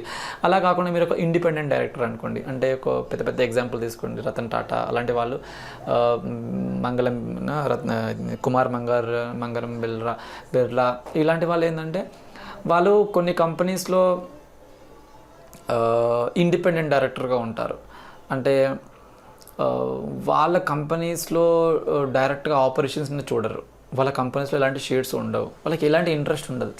ఏంటంటే ఒక కంపెనీస్ యాక్ట్ ప్రకారం వాళ్ళు ఇండిపెండెంట్ అంటే బయటి వ్యక్తి వచ్చి కూర్చున్నట్టుగా వాళ్ళ బోర్డు మీటింగ్లో కూర్చొని డెసిషన్స్ తీసుకునేటప్పుడు అతను కూడా కొన్ని డెసిషన్స్లో ఓటేస్తాడు, వాళ్ళ అతని ఒపీనియన్ని పెడతాడు. సో ఇండిపెండెంట్ డైరెక్టర్ అంటే కంపెనీకి అతనికి నువ్వు ఈ టైంకి రా, ఆ టైంకి రా, ఈజీ వర్క్ చేయి, అది వర్క్ చేయి అని చెప్పే కంట్రోల్ ఏం లేదు. Just you are a director, you have specific rules as per the act ప్రకారం కొన్ని రూల్స్ ఉంటాయి. అంతేకాని నేను మీకు ఈ పని చేయి, ఆ పని చేయని చెప్పలేను. కాబట్టి అక్కడ ఎంప్లాయర్ రిలేషన్షిప్ లేదు. కాబట్టి అతనికి నేను ఇచ్చే అమౌంట్ శాలరీ కింద రాదు, అతను ప్రొఫెషన్లో చేయించుకుంటాడు. Okay, professional income from other source depending on the situation, but salary head కిందకి రాదు. And then MPs and MLS. సో మన ఎంపీస్ MLS కూడా శాలరీ ఉంటుంది, చెప్పుకోవడానికి వింతగా ఉన్నా. సో వీళ్ళకి వచ్చే శాలరీని మనము శాలరీ హెడ్ కింద చూపించుకోవచ్చా అంటే మన CBDT సర్కులర్ ప్రకారం లేదు అంటారు. ఎందుకు లేదు సార్ అంటే వాళ్ళు ఒక ఎంప్లాయ్మెంట్లో లేరు, అంటే అతను వాళ్ళని ఎవరు కంట్రోల్ చేయట్లేదు. సో అతను ఎవరు సూపర్విజన్లో వర్క్ చేయట్లేదు. They are like government servants or people servants. మన దేశం కోసం, మన ప్రజల కోసం వాళ్ళు పాట పాడుతున్నారు కదా. సో వాళ్ళు ఇది జాబ్ చేస్తున్నట్టు చేయట్లేదు, ఒక దేశ సేవ కోసం వస్తున్నారు. కాబట్టి వాళ్ళని మనము శాలరీ హెడ్ కింద కాకుండా వాళ్ళ ఇన్కమ్ ఫ్రమ్ అదర్ సోర్స్లో చూపించుకుంటారు. Okay, and then advocate general. So ఇలాంటి పెద్ద పోస్టులు ఉంటాయి కదా మనం ఈ కోర్టులలో. సో వీళ్ళకి వాళ్ళ గవర్నమెంట్లో ఒక ఎంప్లాయ్మెంట్లో ఉన్నట్టేం కాదు, ఒక బిగ్ ఫంక్షనరీస్ వాళ్ళు. సో వాళ్ళకు కూడా ఇది శాలరీ హెడ్ కింద కాకుండా వాళ్ళు వేరే హెడ్ కిందనే చూపించుకుంటారు. ఇంకా జడ్జెస్. సో జడ్జెస్ అంటే మరి అడ్వకేట్ జనరల్ అంత పెద్ద పోస్ట్ కాదు కానీ కొంచెం చిన్న పోస్ట్. సో వాళ్ళకి కొన్ని రూల్స్ అండ్ రెస్ట్రిక్షన్స్ ఉంటాయి. కాబట్టి ఎట్లా జడ్జ్ అంటే వాళ్ళు డిసిజన్ ఇస్తారు. కాబట్టి వాళ్ళు ఏం డిసిషన్ ఇచ్చుకున్నారు, లేదా మాకు వచ్చేది మాత్రమే శాలరీ కిందకే వస్తుందని చెప్పేసి వాళ్ళ డిసిషన్ ఇచ్చుకున్నారు. So the remuneration will be treated as salary. So గుర్తుపెట్టుకుని అడ్వకేట్ జనరల్కి ఎంప్లాయర్ రిలేషన్షిప్ లేదు, బట్ ఈ జడ్జెస్కి ఉంది. కాబట్టి వాళ్ళు శాలరీ కిందనే కట్టాలి. అంటే వాళ్ళు కట్టరా సార్ అంటే కడతారు, కాకపోతే వేరే హెడ్ కింద కడతారు, ఈ హెడ్ కింద కాదు. ఇంకా మనకు ఇయర్ ఆఫ్ చార్జబిలిటీ అని ఉంటుంది. సో ఇయర్ ఆఫ్ చార్జబిలిటీ అంటే ఏ ఇయర్లో ఛార్జ్ చేయాలంటే receipt or due whichever is earlier. మీకు శాలరీ పడ్డప్పుడు అంటే మీరు అక్రూ చేసుకున్నప్పుడు, లేదంటే మీరు రిసీవ్ చేసుకున్నప్పుడు whichever is earlier. So very common point. And ఇంకొక పాయింట్ అండి, సరెండర్ ఆఫ్ శాలరీ అని ఉంటుంది. సరెండర్ ఆఫ్ శాలరీ అంటే ఇప్పుడు మీకు శాలరీ ఒక 1 lakh రూపీస్ పర్ మంత్ అనుకోండి. మీరు ఏమనుకుంటారంటే 1 lakh రూపీస్లో ఒక 20,000 ఇది ఒక ఫండ్కి ఇచ్చేస్తాను, ఇది ఒక వరద బాధితులకి, లేకుంటే ఏదైనా ఒక మంచి కాజ్ కోసము, ఒక మంచి ప్రయోజనం కోసము ఇవ్వాలనుకుంటానంటే good thing.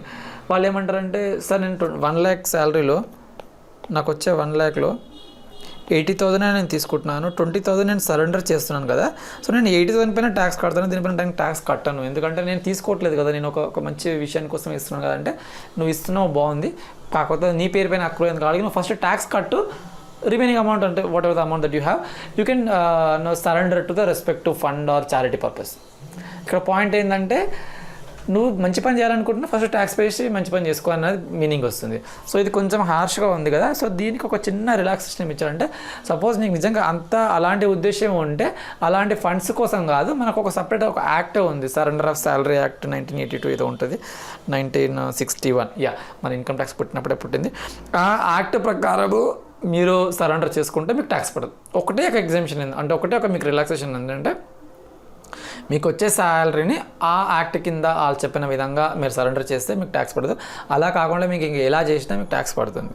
Okay, so and coming to the next thing, deductions అంటే ఏంటి అంటే మీకు డిడక్షన్స్ పైన ఒక చిన్న ఎక్స్ప్లెనేషన్ ఇవ్వాలి. మనకు హెడ్స్, శాలరీ హెడ్ ఒకటి ఉంటుంది, ఇన్కమ్ ఫ్రమ్ హౌస్ ప్రాపర్టీ ఉంటుంది, PGBP ఉంటుంది. ఎందుకు సరే ఇవన్నీ చెప్తున్నారంటే ఒక చిన్న ఒక పాయింట్ అర్థం కావాలి. If you are listening for the first time you need it, but if you already attended classes you might not require capital gain. Okay, so ఈ 5 హెడ్స్ ఉన్నాయి కదా, ఈ 5 హెడ్స్ తర్వాత మనకు చాప్టర్ 6A డిడక్షన్స్ అని ఒకటి ఉంటాయి. ఇదేంటి సార్ అంటే ఈ మొత్తం కలిపేసిన తర్వాత వచ్చిన దాన్ని మనం గ్రాస్ టోటల్ ఇన్కమ్ అంటాము. ఈ గ్రాస్ టోటల్ ఇన్కమ్ నుంచి చాప్టర్ 6A డిడక్షన్స్ అంటే మనకు 80C నుంచి 80U వరకు ఉన్న వేరియస్ డిడక్షన్స్ని ఒక్కొక్కటి క్యాలిక్యులేట్ చేసి ఈ గ్రాస్ టోటల్ ఇన్కమ్ నుంచి మైనస్ చేసి రిమైనింగ్ అమౌంట్ పైన ట్యాక్స్ కడదాం. అవన్నీ మనం ఫ్యూచర్ క్లాస్లో చూద్దాం. బట్ ప్రస్తుతానికి నేను చెప్పాలనుకుంటున్న పాయింట్ ఏంటంటే ఇవి మొత్తం 5 హెడ్స్ కలిపేసిన తర్వాత వచ్చేది మీకు ఆ చాప్టర్ 6 డిడక్షన్స్. అవి కాకుండా ఓన్లీ సెక్షన్ శాలరీ కోసం కూడా మళ్ళీ డిడక్షన్స్ ఉంటాయి. ఈ మనం చెప్తున్న ఈ 16 అనేది section only income from house ప్రాపర్టీలు కూడా ఒక డిడక్షన్స్ ఉంటాయి, ఆ సెక్షన్ 24 అని. ఓన్లీ PGBP కూడా మీకు ఇన్కమ్ డిడక్షన్స్ ఉంటాయి. మనకు సెక్షన్ 30 కూడా అదే అండ్ 36 ఆల్సో. సో అంటే ప్రతి హెడ్ కింద రెస్పెక్టివ్ డిడక్షన్స్ ఉంటాయి. అవి కాకుండా కన్సాలిడేషన్ లెవెల్లో ఇక్కడ చాప్టర్ 6 డిడక్షన్స్ ఉంటాయి. ఈ పాయింట్ చెప్పడానికి ట్రై చేస్తున్నాను.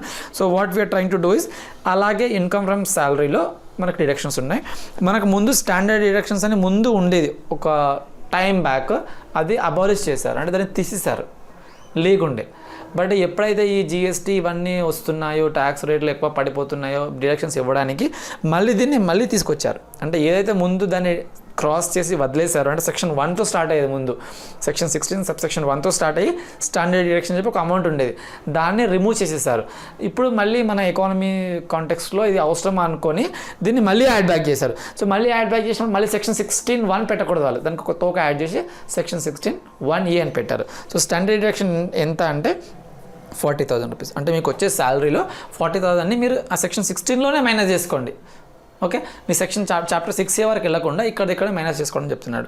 అండ్ నెక్స్ట్ ఎంటర్టైన్మెంట్ అలవెన్సెస్ అంటే మీరు వర్క్ చేసి చాలా అలసిపోతున్నారు, మీకు ఆ వినోదం తప్పిపోతుందని చెప్పడానికి మీరు ఎంజాయ్ చేసుకోండి అని చెప్పేసి కంపెనీ వాళ్ళు ఎంప్లాయీస్కి ఇచ్చేస్తున్నారు.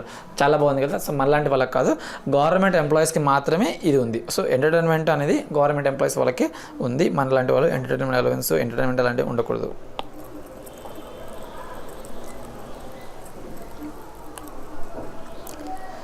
ఇది ఏంటి అంటే ఇక ఆల్రెడీ ఉంది, రాయడం ఎందుకు లేని 3 పాయింట్స్. మీకు ఎంతైతే యాక్చువల్గా వస్తుందో అది actual amount, or 1/5 of the basic pay, or 5,000 which are lower. Okay, so ఇది నేను ఎందుకు ఎక్కువ ఫోకస్ చేయట్లేదు అంటే ఇది జస్ట్ ఇన్ఫర్మేషన్, ఇందులో నేను ఎక్స్ప్లెయిన్ చేయడానికి కానీ మీరు ఏదో పెద్దగా అర్థం చేసుకోవడానికి కానీ అందులో ఏం లేదు. ఏవేవైతే పాయింట్స్ మీకు డీటెయిల్గా అనాలిసిస్ కావాలో దానిపైన ఎక్కువ ఫోకస్ చేద్దాం. ఏవేవైతే మనకు స్వతహాగా చదివినా కానీ నాకు అర్థమైపోతుంది లేని దానిపైన ఎక్కువ ఫోకస్ చేయకూడదు. మీకు వచ్చిన అమౌంట్ ఒకటి 5,000 రూపీస్ స్టాండర్డ్ అమౌంట్, మూడోది 1/5 ఆఫ్ ద బేసిక్ పే. ఇక్కడ మీరు గుర్తుపెట్టుకోవాల్సిన ఇంపార్టెంట్ పాయింట్ ఏంటంటే ఈ శాలరీ అంటే మీనింగ్ ఓన్లీ బేసిక్ పే మాత్రమే వస్తుంది, మిగతాది ఏం రాదు. And remaining is what you can understand. ఇంకొకటి professional tax. So professional tax అంటే ఏంటి సార్ అంటే మనం ఎక్కడైతే వర్క్ చేసినప్పుడు మనకు వచ్చే దానిపైన ఒక చిన్న అమౌంట్ ఈ లోకల్ అథారిటీకి వాళ్ళకి వెళ్తుంది, చిన్న అమౌంట్ ముందు 100 ఉండేది, ఇప్పుడు కొంచెం కొంచెం పెరుగుతూ ఉంది. మీ స్లాబ్ రేట్ని బట్టి ఉంటుంది. మీ శాలరీ అప్ టు 5,000 అంటే ఒకటి, 10,000 అంటే ఒకటి, అట్లా. Okay, I'm not thorough with the numbers, but ఒక మీ శాలరీ స్లాబ్ రేట్ ప్రకారము ఒక అమౌంట్ ఉంటుంది. ఆ ప్రొఫెషనల్ ట్యాక్స్ మీరు పే చేయాలి. సో మీరు ఏదైతే పే చేస్తున్నారో అది మీరు ఇక్కడ డిడక్షన్లో తీసుకోవచ్చు. ఓకే, సో మీరు ఆర్టికల్స్కి వెళ్ళినప్పుడు మీరు మేబీ మీ ఆర్టికల్స్లో ఇలాంటి వర్క్ కూడా మీకు వస్తుంది. So you will be seeing that professional tax కరెక్ట్గా ఎంప్లాయీస్ పే చేస్తారా లేదా, చలాన్ నెంబర్ ఉందా లేదా అని అవి కూడా చూస్తారు, right. So this is section 16. And 17కి వచ్చినప్పుడు మీనింగ్ ఆఫ్ ద శాలరీ అని ఉంది. అంటే ఇందాక మనం సెక్షన్ 15లో మాట్లాడాం కదా, any amount you're receiving from your employer is taxable if it is following within the meaning of the term salary. అంటే శాలరీ అనే ఒక టర్మ్లోకి వచ్చింది అంటే అది మీకు ట్యాక్స్ కట్టాలి. సో శాలరీ అంటే ఏంటనేది ఎవరికి క్లారిటీ లేదు కదా, సో దాన్ని ఇక్కడ సెక్షన్ 17(1)లో డిఫైన్ చేశాడు. సో జస్ట్ ఇన్ఫర్మేషన్ కోసం ఇందులో కూడా డిస్కస్ చేయడానికి ఏముండదు. వేజెస్ అంటే మామూలుగా వర్కర్స్కి వచ్చేది wages, annuity or pension, retirement తర్వాత వచ్చేది, అండ్ గ్రాట్యుటీ ఇందాక చెప్పాను కదా అది. ఇంకొకటి ఫీజు, కమిషన్, పర్క్విజిట్, ఏ పేరన్నా పెట్టుకో ఎంప్లాయర్ నుంచి వచ్చిందంటే అమౌంట్ ఇక్కడ వస్తుంది. Advance of salary. Advance of salary అంటే ఏంటంటే మీకు నెక్స్ట్ మంత్ వచ్చే శాలరీ మీరు ఇప్పుడే తీసుకున్నారు అనుకోండి, అది payment are accrual which is earlier అన్నట్టుగా మీకు పేమెంట్ అయితే అయిపోయింది కదా, సో మీరు ట్యాక్స్ కట్టాలి.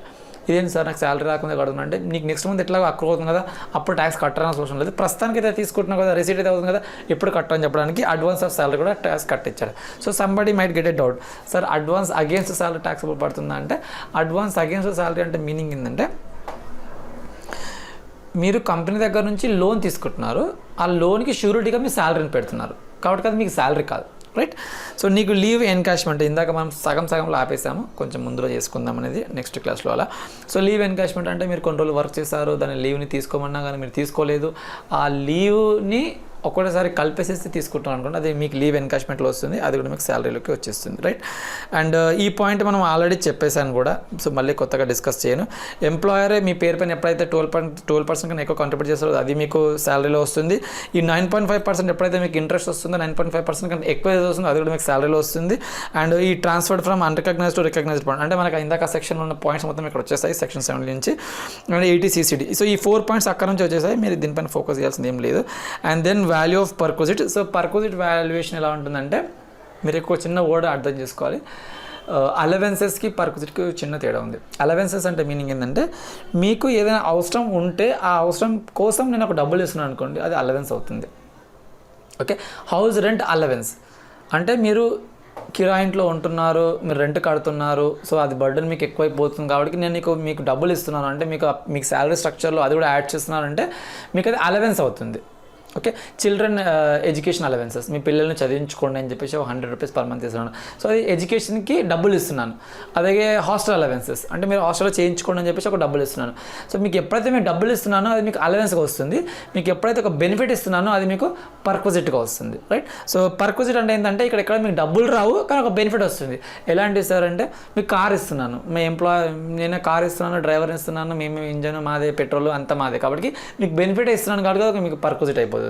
అలా కాకుండా రెంట్ ఫ్రీ అకామిడేషన్ ఇస్తున్నాను అంటే ఇప్పుడు నేను ఒక ఎంప్లాయర్ అనుకోండి, ఎంప్లాయర్ నేను ఏం చేస్తున్నాను అంటే మాకు ఆల్రెడీ క్వార్టర్స్ ఉన్నాయి, ఆ క్వార్టర్స్లో మీరు ఉండండి.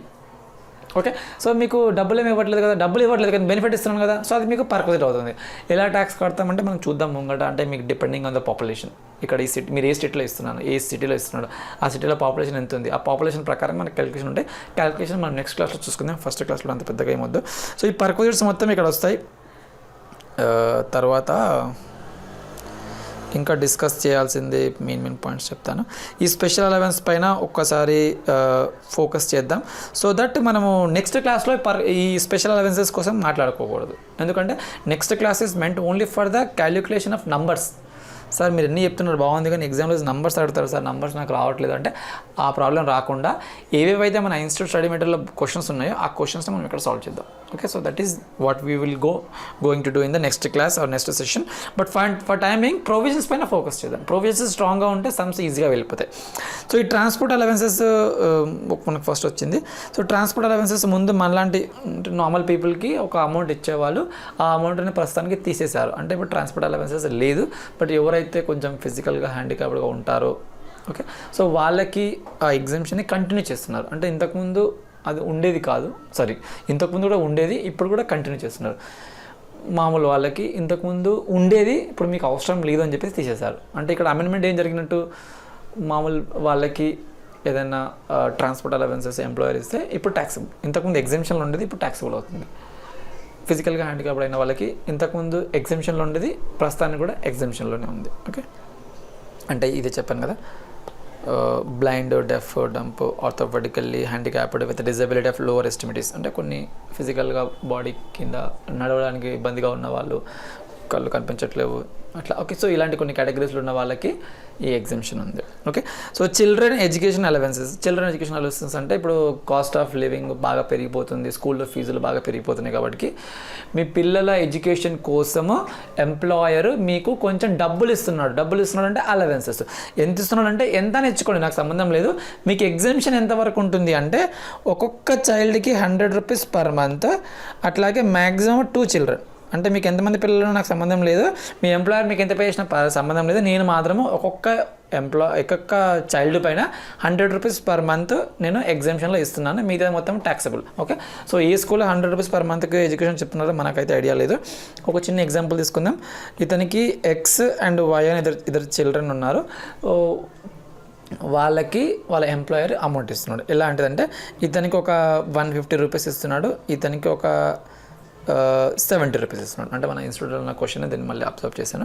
సో ఇప్పుడు ఇతనికి బెనిఫిట్ ఎంత రావాలి అంటే మనము ఈ రెండింటిని కలపకూడదు. కలిపామంటే తప్ప ఆన్సర్ అయిపోతుంది. మనం ఏం చేయాలంటే ఒక్కొక్క చైల్డ్ని సపరేట్గా ట్రీట్ చేయాలి. అంటే ఇతనికి 150లో 100 ఎగ్జామ్షన్ కాబట్టి ఈ 50 పైన అతను ట్యాక్స్ కట్టాలి, ఆ 50 పైన ట్యాక్స్ అలా 12 months కట్టాలి. అంటే ఎవ్రీ మంత్ వస్తుంది కాబట్టి.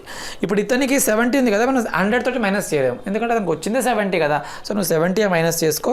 అంటే దాని మీనింగ్ ఏంటంటే అతనికి ఏం ట్యాక్స్ కట్టాల్సిన అవసరం లేదు, ఇంటూ 12. సో ఇందులో కూడా కొంచెం ఇన్కమ్ ట్యాక్స్ అతిగా ఆలోచించేసింది, రైట్.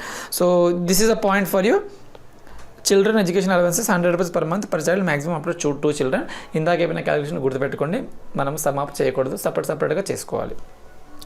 ఇంకొకటి హాస్టల్ ఎక్స్పెండిచర్ అలవెన్సెస్. అంటే మీ పిల్లల్ని మీరు ఇంటి దగ్గర చదివించుకోలేక ఇక్కడ హాస్పిటల్లో హాస్టల్లో జాయిన్ చేయించుకోవాలనుకుంటే హాస్టల్ అలవెన్సెస్ నేను ఇస్తున్నాను అంటే ఒక 300 రూపీస్ ఇస్తున్నాను.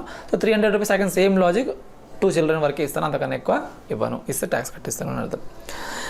కాంపోజిట్ హిల్ కాంపన్సేటరీ అలవెన్సెస్ ఇలాంటివి కొన్ని ఉన్నాయి కదండి. సో మీరు దీన్ని what my suggestion is that దీన్ని ప్రస్తుతానికి ఒకసారి చూసుకోండి, కానీ ఎంత చూసుకున్నా మళ్ళీ మర్చిపోయేది.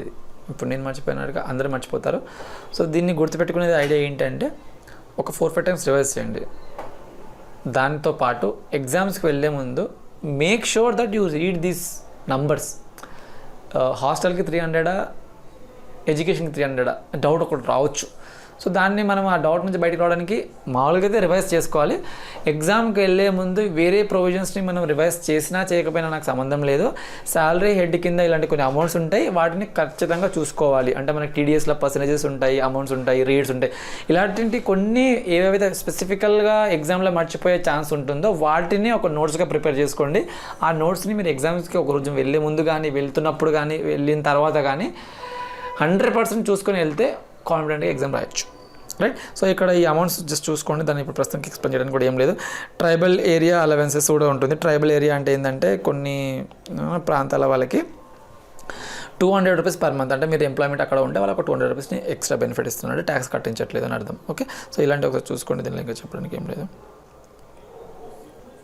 ఓకే, సో ఇంకా నెక్స్ట్ పాయింట్కి వచ్చినప్పుడు determination of value of unfurnished accommodation. Unfurnished accommodation అంటే నేను ఒక ఎంప్లాయర్ని, మీరు ఎంప్లాయీస్, నేను మీకు అలవెన్స్ ఇవ్వకుండా ఒక హౌస్నే బెనిఫిట్గా మీకు ఇచ్చేస్తున్నాను. అంటే మీరు ఆ హౌస్లో ఉండండి మా దగ్గర వర్క్ చేసినంత వరకు అని చెప్పడానికి. ఓకే, సో దీన్ని రెంట్ ఫ్రీ అకామిడేషన్, అంటే మీకు డబ్బులు తీసుకోకుండా అకామిడేషన్ ఇస్తున్నాను చెప్పడానికి. సో నేను ఇప్పుడు మీకు ట్యాక్స్ కట్టించడానికి నాకు ఏం ప్రూఫ్ లేదు. అంటే I mean like I don't have any basis to ask you to pay tax on. So I don't have any amount. మీరు 10,000 కట్టండి, 20,000 కట్టండి, ఓడింటాడు, నేను ఇన్నా అంటాడు. సో దీనికి లా ఏం చెప్తుందంటే మనము పాపులేషన్ని చూద్దాం. అంటే నేను ఏ స్టేట్లో ఇస్తున్నాను, ఏ సిటీలో ఇస్తున్నాను, ఆ స్టేట్లో పాపులేషన్ చూస్తాను. ఆ పాపులేషన్ 10 lakhs లోపు ఉందనుకోండి, 7.5% of your salary is the perquisite. అంటే మీరు మీకు వచ్చే శాలరీ, మళ్ళీ శాలరీ అనే డెఫినేషన్ వేరే ఉంటుంది ఇక్కడ. మీకు వచ్చే శాలరీలో 7.5%ని రెంట్ ఫ్రీ అకామిడేషన్ అని కన్సిడర్ చేస్తాను. అంటే ఈ శాలరీ డెఫినేషన్ ప్రకారం ఒక 1 lakh వచ్చింది అనుకోండి, అంటే it's not like basic pay and DA, ఇంకా కొంచెం ఫామ్లో ఉంటుంది. ఆ శాలరీ ప్రకారం 1 lakh వస్తే ఆ 1 lakhలో 7.5% అంటే 7,500 rupees I will treat it as a perquisite in your hands. అంటే ఈ 7.5 ఈ 7,500ని మీకు వచ్చే శాలరీతో పాటు కలిపేసి ట్యాక్స్ కట్టించేస్తాను అని అర్థం. ఓకే, సో ఎప్పుడైతే ఈ పాపులేషన్ 10 lakhs నుంచి 25 lakhs ఉంటుందో 10%, 25 lakhs ఆడుతుందో 15%. అంటే మీరు చెప్పినట్టుగా ఇందాక చెప్పినట్టుగా ఈ పర్సంటేజెస్ పైన మీరు 100% తర ఉండాలి. 10 lakhs 10 to 25 lakhs 25 lakhs above 7.5%, 10%, 15%, ఇవి గుర్తుంటే సరిపోతుంది. ఇంకొకటి ఏమంటారంటే accommodation is taken on lease by the employer and provided to the employee. అంటే ఇప్పుడు నా సొంతంగా నాకు ఒక ప్రెమిసెస్ ఉంది అంటే నేను మీకు ఇవ్వచ్చు, నాకే లేదు, బట్ నేను మీకు ఒక కమిట్మెంట్ ఇచ్చేస్తాను ఏంటంటే మీకు అకామిడేషన్ ప్రొవైడ్ చేస్తాను చెప్పేసి. ఎలా ప్రొవైడ్ చేయాలి? నీకోసం ఇప్పుడు ఒక బిల్డింగ్ కట్టలేను, నేను వేరే వాళ్ళ దగ్గర నుంచి రెంట్గా తీసుకొని ఆర్ లీజుగా తీసుకొని అది మీకు ఇస్తున్నాను అంటాను. అప్పుడు మీరు ఏం చెప్పొచ్చు, సార్ మీరు లీజ్ ఎంతైతే కడుతున్నారో దాన్ని మీరు రెంట్ ఫ్రీ పర్క్విజిట్గా భావించవచ్చు కదా, నాకు డౌట్ వస్తుంది. దీనిలో ఒక చిన్న ట్రిక్కీ పాయింట్ చెప్తాను. ఇప్పుడు మీకు పర్ మంత్ శాలరీ ఒక 10,000 అనుకుందాం, ఎగ్జాంపుల్, అంత తక్కువ శాలరీ ఏమి ఉండదు, 10,000 అనుకుందాం. సో నేను మీకు ఏం కమిట్మెంట్ ఇచ్చారంటే మీకు ఒకటి మేము అకామిడేషన్ ఇస్తామండి అని చెప్పాను, మీరు కూడా సరే అనుకున్నారు. సో ఇప్పుడు నాకు ఇక్కడ ఏరియాలో దొరకకపోవడం వల్ల ఒక కాస్ట్లీ ప్లేస్ ఉంది, అతనికి నేను రెంట్గా ఒక 20,000 రూపీస్ నేను రెంట్ పే చేసేసి అతనికి రెంట్ పే చేసి మీకు అకామిడేషన్ ఇచ్చేస్తున్నాను, రైట్? సో ఇప్పుడు మన లాజిక్ ప్రకారం ఏంది, నేను అతనికి ఎంతైతే పే చేస్తున్నానో అది మీకు పర్క్విజిట్గా కావాలి. సో మీరు అంటారు నాకు వచ్చే శాలరీ 10,000, దీనిపైన నేను పర్క్విజిట్ 20,000 కట్టాలా? అంత అవసరం లేదు, నాకు మామూలు చిన్న ఇల్లు చాలా అన్నట్టుగా అంటాం కదా. సో దీనికి ఒక క్యాప్ ఉండాలి, అంటే ఒక లిమిట్ ఉండాలి, అప్పర్ లిమిట్ ఉండాలి. ఆ అప్పర్ లిమిట్ ఏంటంటే ఇప్పుడు పాపులేషన్ 25 lakhs ఉంటే మనం ఏం చేసాము, 15% వరకు తీసుకున్నాం కదా, ఆ 15%నే మళ్ళీ ఇంకొకసారి ఇక్కడ తీసుకో. అంటే మీనింగ్ నేను ఆ ల్యాండ్ లార్డ్కి ఎంతైతే పే చేస్తున్నానో ఆ amount are 15% of your salary which ever is lower, ఆ రెండిట్లలో ఏదైతే తక్కువ ఉంటుందో ఆ తక్కువ అమౌంటే మీకు పర్క్విజిట్గా అవుతుంది. నెంబర్స్ వచ్చినప్పుడు మనం చేద్దాము, బట్ ఇక్కడ కాన్సెప్చువల్గా ఫస్ట్ రెడీ అవ్వండి, రైట్? ఇంకొకటి ఏంటంటే ఒక్కోసారి నేను ఏం చేస్తానంటే మీకు హోటల్లో కూడా ఇస్తాను, అంటే కొంతమంది పెద్ద ఎంప్లాయీస్కి హోటల్లో అకామిడేషన్ కూడా ఇచ్చేస్తారు. సో హోటల్ అకామిడేషన్ అంటే కొంచెం ఎక్కువ ఉంటుంది కదా సార్, ఏంటంటే వీళ్ళు ఏమంటారంటే ఎక్కువన్నా పర్లేదు, మీరు ఎప్పుడైతే ఆ హోటల్కి పే చేస్తున్నారో ఆ amount are 24% of the salary. Sir ఇందాక 15 అన్నారు కదా అని చెప్పి అనొచ్చు.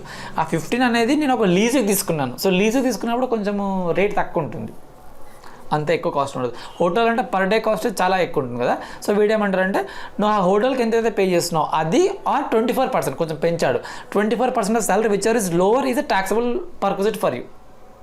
అంటే హోటల్కి నేను పే చేస్తుంది ఆ 25%, రెండులో తక్కువ ఉన్నది నేను మీకు పర్క్విజిట్ కట్టిస్తాను.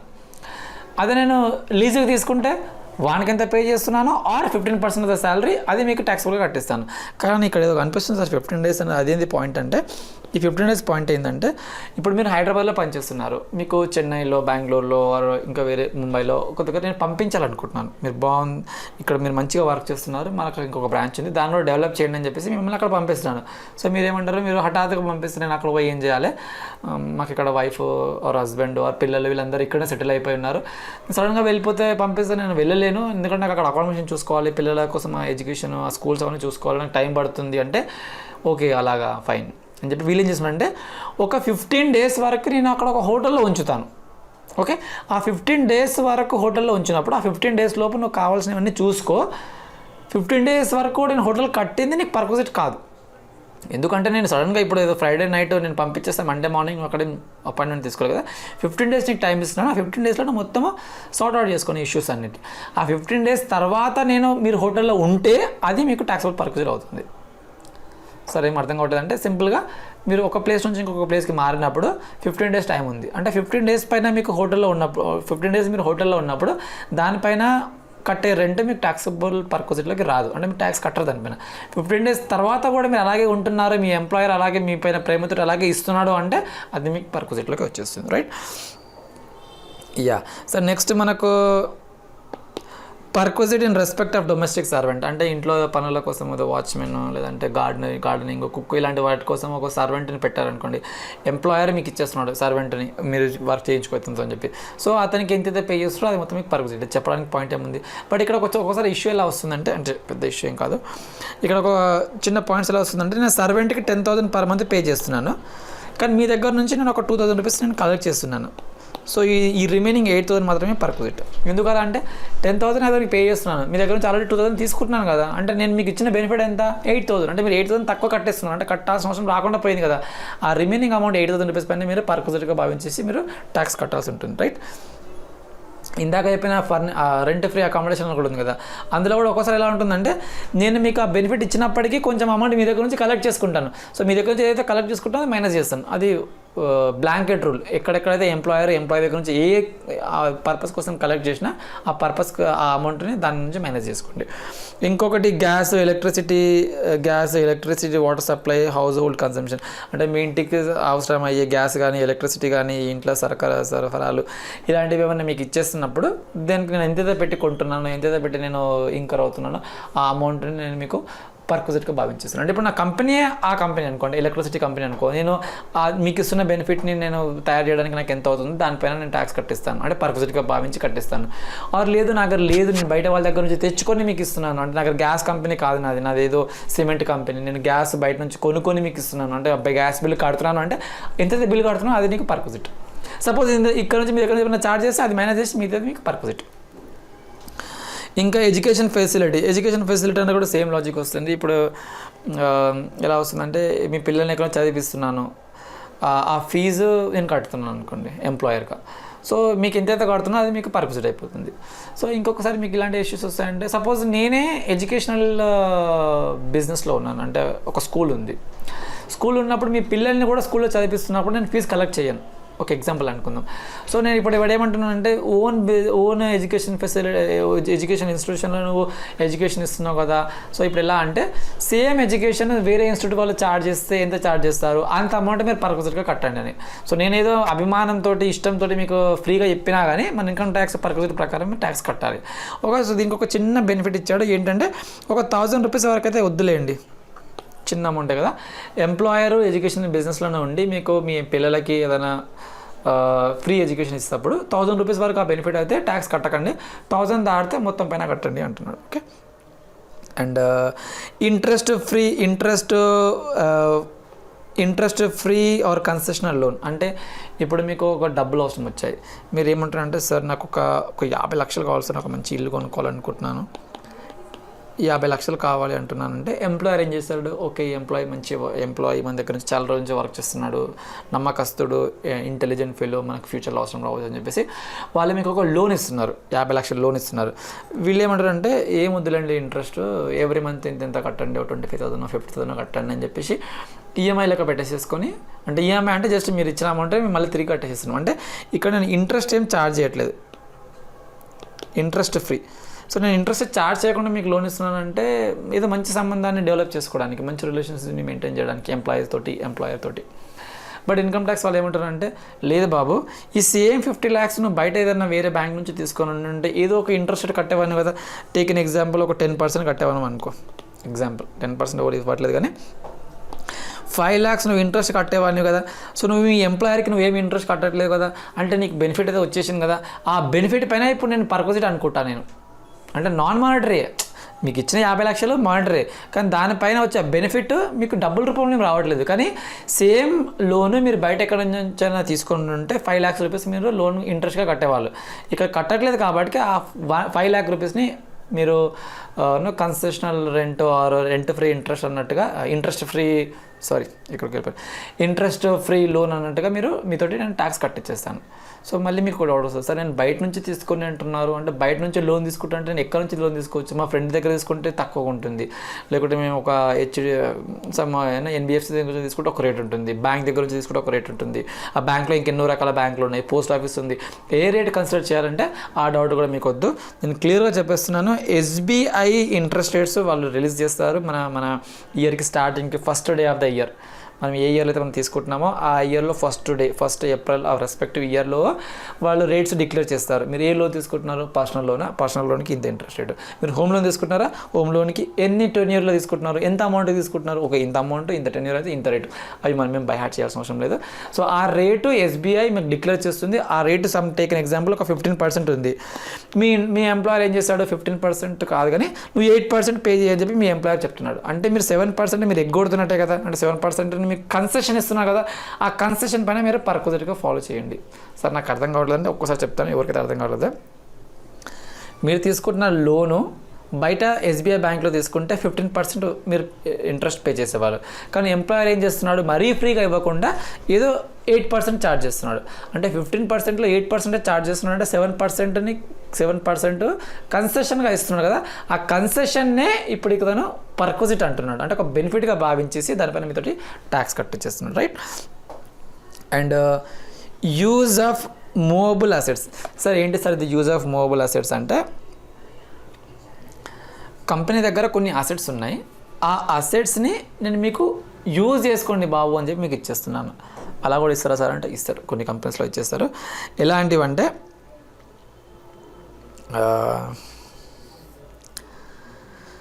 ఒక ల్యాప్టాప్ ఉంది, కంపెనీ మీకు ఒక ల్యాప్టాప్ ఇస్తుంది. ఎందుకు ఇస్తుంది, మీరు వాడుకోండి అమ్ముకోండి అని కాదు, ప్రస్తుతానికి వాడుకొని మళ్ళీ నేను అడిగినప్పుడు ఇవ్వండి అని చెప్పేసి, అంటే యూజ్ చేసుకునే పర్మిషన్ మాత్రం మీకు ఇచ్చాడు, రైట్. ల్యాప్టాప్స్ లాంటివి వస్తే ట్యాక్స్ లేదు. కంప్యూటర్, ల్యాప్టాప్స్ ఇలాంటివి ఇస్తే అవసరం లేదు, కట్టకండి. కానీ అది కాకుండా నేను మీకు ఫర్నిచర్ ఇస్తున్నాను, మీ ఇల్లు బాగుండాలన్నట్టు ఒక ఫర్నిచర్ చేసి వాడుకోండి, నేను అడిగినప్పుడు ఇవ్వండి అన్నట్టుగా. అంటే నేను ట్రాన్స్ఫర్ చేయట్లేదు మీకు. ఇప్పుడు ఒక బైక్ ఉందంటే బైక్ వాడుకొని మళ్ళీ నాకు ఇచ్చేసేయండి. అంటే మీకు ట్రాన్స్ఫర్ చేశాడా, మీ పేరు పైన రాశాడా ప్రాపర్టీ, రాయట్లేదు కదా. సో అది ట్రాన్స్ఫర్ అన్నది, మనం ఓన్లీ యూజ్ అంటాం. అలాంటివి ఏమైనా ఉంటే, అదర్స్ ఏమైనా ఉంటే 10% ఆఫ్ ద కాస్ట్. అంటే నేను కొన్నప్పుడు ఎంతకైతే కొన్నానో అందులో 10% మీకు పర్క్విజిట్గా అవుతుంది. అంటే నేను ఒక ఫర్నిచర్ని ఒక 50,000 కొన్నాను, 50,000 కొని ఫర్నిచర్ని మీకు ఇచ్చేసాను, మీరు ఆడుకోండి అన్నీ. సో 5,000 మీకు ఎవ్రీ ఇయర్ పర్క్విజిట్గా కట్టాల్సి వస్తుంది, ఓకే.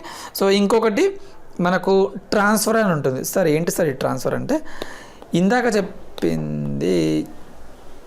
చెప్పింది యూజ్. మీకు ఈ పెన్ ఇస్తున్నాను, మీరు నోట్స్ రాసుకొని నాకు ఇచ్చేసేయండి. అంటే మీరు ఏం చేస్తున్నారు, ఈ పెన్నుని యూజ్ చేసుకుంటున్నారు. అలా కాకుండా మీరు పెన్ అడిగారు, నాకు చాలా పెన్స్ ఉన్నాయని చెప్పి ఒక పెన్ను మీకు ఇచ్చేస్తాను. అంటే నేను ఆ పెన్నుని మీ పేరు పైన ట్రాన్స్ఫర్ చేస్తాను. అంటే నాట్ లీగల్లీ, బట్ ఇక మీరు వాడుకోండి, ఇంకా మీరు నాకేం ఇవ్వాల్సిన అవసరం లేదని చెప్పేసి. అంటే మీరు మళ్ళీ నాకు ఇవ్వాల్సిన అవసరం లేదు అంటే నేను ట్రాన్స్ఫర్ చేస్తున్నాను. లేకుంటే ఒకసారి రాసుకొని ఇచ్చేసేయండి అన్నానంటే నేను మీకు యూజ్ చేసుకోమని ఇస్తున్నాను. సో మీరు యూజ్ చేసుకుంటే 10% కట్టండి. మీరు ట్రాన్స్ఫర్ చేసినప్పుడు ఏం చేయాలి, నేను ఎంతకైతే కొన్నానో ఆ అమౌంట్లో నుంచి నేను ఎన్ని రోజులు అయితే వాడానో ఆ దాన్ని నేను డిప్రెషన్కి మైనస్ చేసి మీతో కట్టించాలి. ఏం అర్థం కావట్లేదు సార్ అంటే, ఒక్కసారి ఇక్కడ చూడండి. 2010లో కంపెనీ ఒక కారు కొన్నది, 10 lakhs పెట్టి కారు కొన్నది. సో వీళ్ళేమంటున్నారంటే 2005కి వచ్చిన తర్వాత, ఎగ్జాంపుల్, మళ్ళీ దీన్ని ఇక్కడ అప్లై చేయకండి, ఎగ్జాంపుల్. ఇప్పుడు నేను మీకు ఏమంటున్నాను, కారు కంపెనీ కొన్నది, డైరెక్టర్స్ కోసం కొన్నాను, బాగా వాడేసాము, ఇంకా బయట అమ్మడం ఎందుకు, మనకి ఎంప్లాయీస్కి ఇచ్చేద్దని చెప్పి నేను ఇచ్చేస్తున్నాను, ఏం ప్రాబ్లం లేదు. కానీ ఇన్కమ్ ట్యాక్స్ వచ్చేసి నువ్వు కార్ ఇచ్చేస్తున్నావు కదా, దానిపైన పర్క్విజిట్ కట్ట అంటాడు. ఎలా కట్టాలి అంటే, మీరు 10 lakhs కొన్నారు కదా, ఒక 20% డబ్ల్యూడీవీ తీసేయండి, అంటే 2 lakhs డెప్రిసియేషన్ తీసేసేయండి, 8 lakhs అవుతుంది, ఒక ఇయర్కి అయిపోయింది. అట్లాగే ఇంకోసారి 20% అని 8 lakhs, క్యాలిక్యులేటర్ లేదు, సో ఈ అమౌంట్ తీసుకోండి. అట్లా ఇంకోసారి 20%, మీకు తెలుసు కదా డబ్ల్యూడీవీ ఏంటో. సో ఎవ్రీ ఇయర్ 20% అలా మీరు డబ్ల్యూడీవీ బేసిస్లో తీసుకుంటే, లెట్స్ టేక్ ఎన్ ఎగ్జాంపుల్, ఇది ఒక 1,40,000 వచ్చింది అనుకుందాం ఎగ్జాంపుల్. ఈ 1,40,000 పైన మీరు పర్క్విజిట్ కట్టండి. అంటే 1,40,000ని మీ శాలరీగా చూపించుకోండి, ఇక ట్యాక్స్ ఎట్లుంటుందో అట్లా కట్టేసేయండి. అర్థమవుతుందా? నేను మీకు ఏదైనా వాడుకో అని చెప్పి ఇస్తే 10% మాత్రమే కట్టాలి. లేదు మీరు మొత్తం ఉంచుకోండి అని చెప్పి ఇచ్చేస్తున్నాను అంటే, నేను ఎంతకైతే కొన్నానో దానిలో నుంచి ఒక్కొక్క రేటుని ఒక్కొక్క ఇయర్ ఆఫ్ ఈ కంప్లీటెడ్ ఇయర్కి మైనస్ చేసుకుంటూ వచ్చిన దానిపైన మీరు ట్యాక్స్ కట్టాలి అని అర్థం, ఓకే. సో రేట్స్ ఏంటి అంటే, ఈ రేట్స్ గుర్తుపెట్టుకోండి, బై హార్ట్ చేసుకోండి, ఎందుకంటే మనకి ఎగ్జామ్లో కావాల్సింది ఇదే. మోటార్ కార్ వేస్తే 20% డబ్ల్యూడీవీ మెథడ్లో చేసేయండి. కంప్యూటర్స్ లాంటివి ఇస్తే 50%, ఎందుకంటే కంప్యూటర్స్ ఇలాంటి టెక్నాలజీ మాటిమాటికి మారుతుంటుంది కాబట్టి 20% సరిపోద్ది, కొంచెం పెద్ద పర్సెంటేజ్ ఇవ్వండి చెప్పడానికి. 60% WDV పైన పే చేసుకోండి. ఇవి కాకుండా ఏ అసెట్ ఇచ్చినా అండ్ ఇందాక ఇప్పుడు ఫర్నిచర్ లాంటిది, టీవీ లాంటిది, ఇలాంటి ల్యాప్టాప్ కాదు, రిఫ్రిజిరేటర్ ఇలాంటి ఐటమ్స్ ఇచ్చేస్తే 10% SLM బేసిస్లో. ఈ 3 గుర్తుపెట్టుకున్నారంటే you're done with your book. And motor car next క్లాస్లో డిస్కస్ చేద్దాం, చాలా పెద్దగా ఉంటుంది. అండ్ మీల్స్ అలాంటివి ఉంటే 50 రూపాయలు ఒక రోజుకి వదిలేస్తాడు, మీ దానిపైన ట్యాక్స్ కట్టేస్తాడు. గిఫ్ట్ విషయానికి వచ్చినప్పుడు గిఫ్ట్ ఎంప్లాయర్ ఏం చేస్తారంటే ఒక గిఫ్ట్ ఇచ్చేస్తాడు. అంటే ఎంప్లాయీస్ బాగా వర్క్ చేస్తున్న కాబట్టి ఒక అంబ్రెల్లా ఇద్దాం, ఓకే, లేకపోతే ఒక ఐరన్ బాక్స్ ఇద్దాం, అట్లా వాళ్ళ ఇష్టం వచ్చిన ఒక ఫ్యాన్ ఇద్దాం, ఇలా కొంచెం గిఫ్ట్ ఇస్తుంటాడు. సో గిఫ్ట్ ఇచ్చినప్పుడు ఎస్ మంచిది అండి, మీరు ఎంప్లాయర్ రిలేషన్షిప్ మంచిగా మెయింటైన్ చేసుకుంటారని చెప్పడానికి 5,000 వరకు ఇవ్వండి. 5,000 వరకే ఇవ్వండి. 5,000 కన్నా దాటింది అంటే మొత్తం అమౌంట్ పైన ట్యాక్స్ కట్టేస్తారు. అంటే మీకు ఒక బెనిఫిట్ వచ్చేసింది, 6,000 బెనిఫిట్ వచ్చేసింది. అంటే మీరు మీ ఎంప్లాయర్ ఒక 6,000 ఒక ఐటమ్ని మీకు గిఫ్ట్గా ఇస్తున్నాడు. సో 6,000 పైన మీరు పర్క్విజిట్గా మీరు ట్యాక్స్ కట్టాలి. అలా కాకుండా ఒక 4,000 బెనిఫిట్ ఇచ్చాడు అనుకోండి, చిన్న ట్యాబ్ 4,000 రూపీస్ ట్యాబ్ ఇప్పించాడు అనుకోండి, ట్యాక్స్ కట్టకండి. 10,000 ట్యాక్స్ గిఫ్ట్ ఇప్పించాడు అనుకోండి, అప్పుడు ట్యాక్స్ కట్టండి. ఓకే, సో ఇదే అండి ప్రస్తుతానికి మనము ప్రొవిజన్స్ పైన ఎక్కువ ఫోకస్ చేసాము.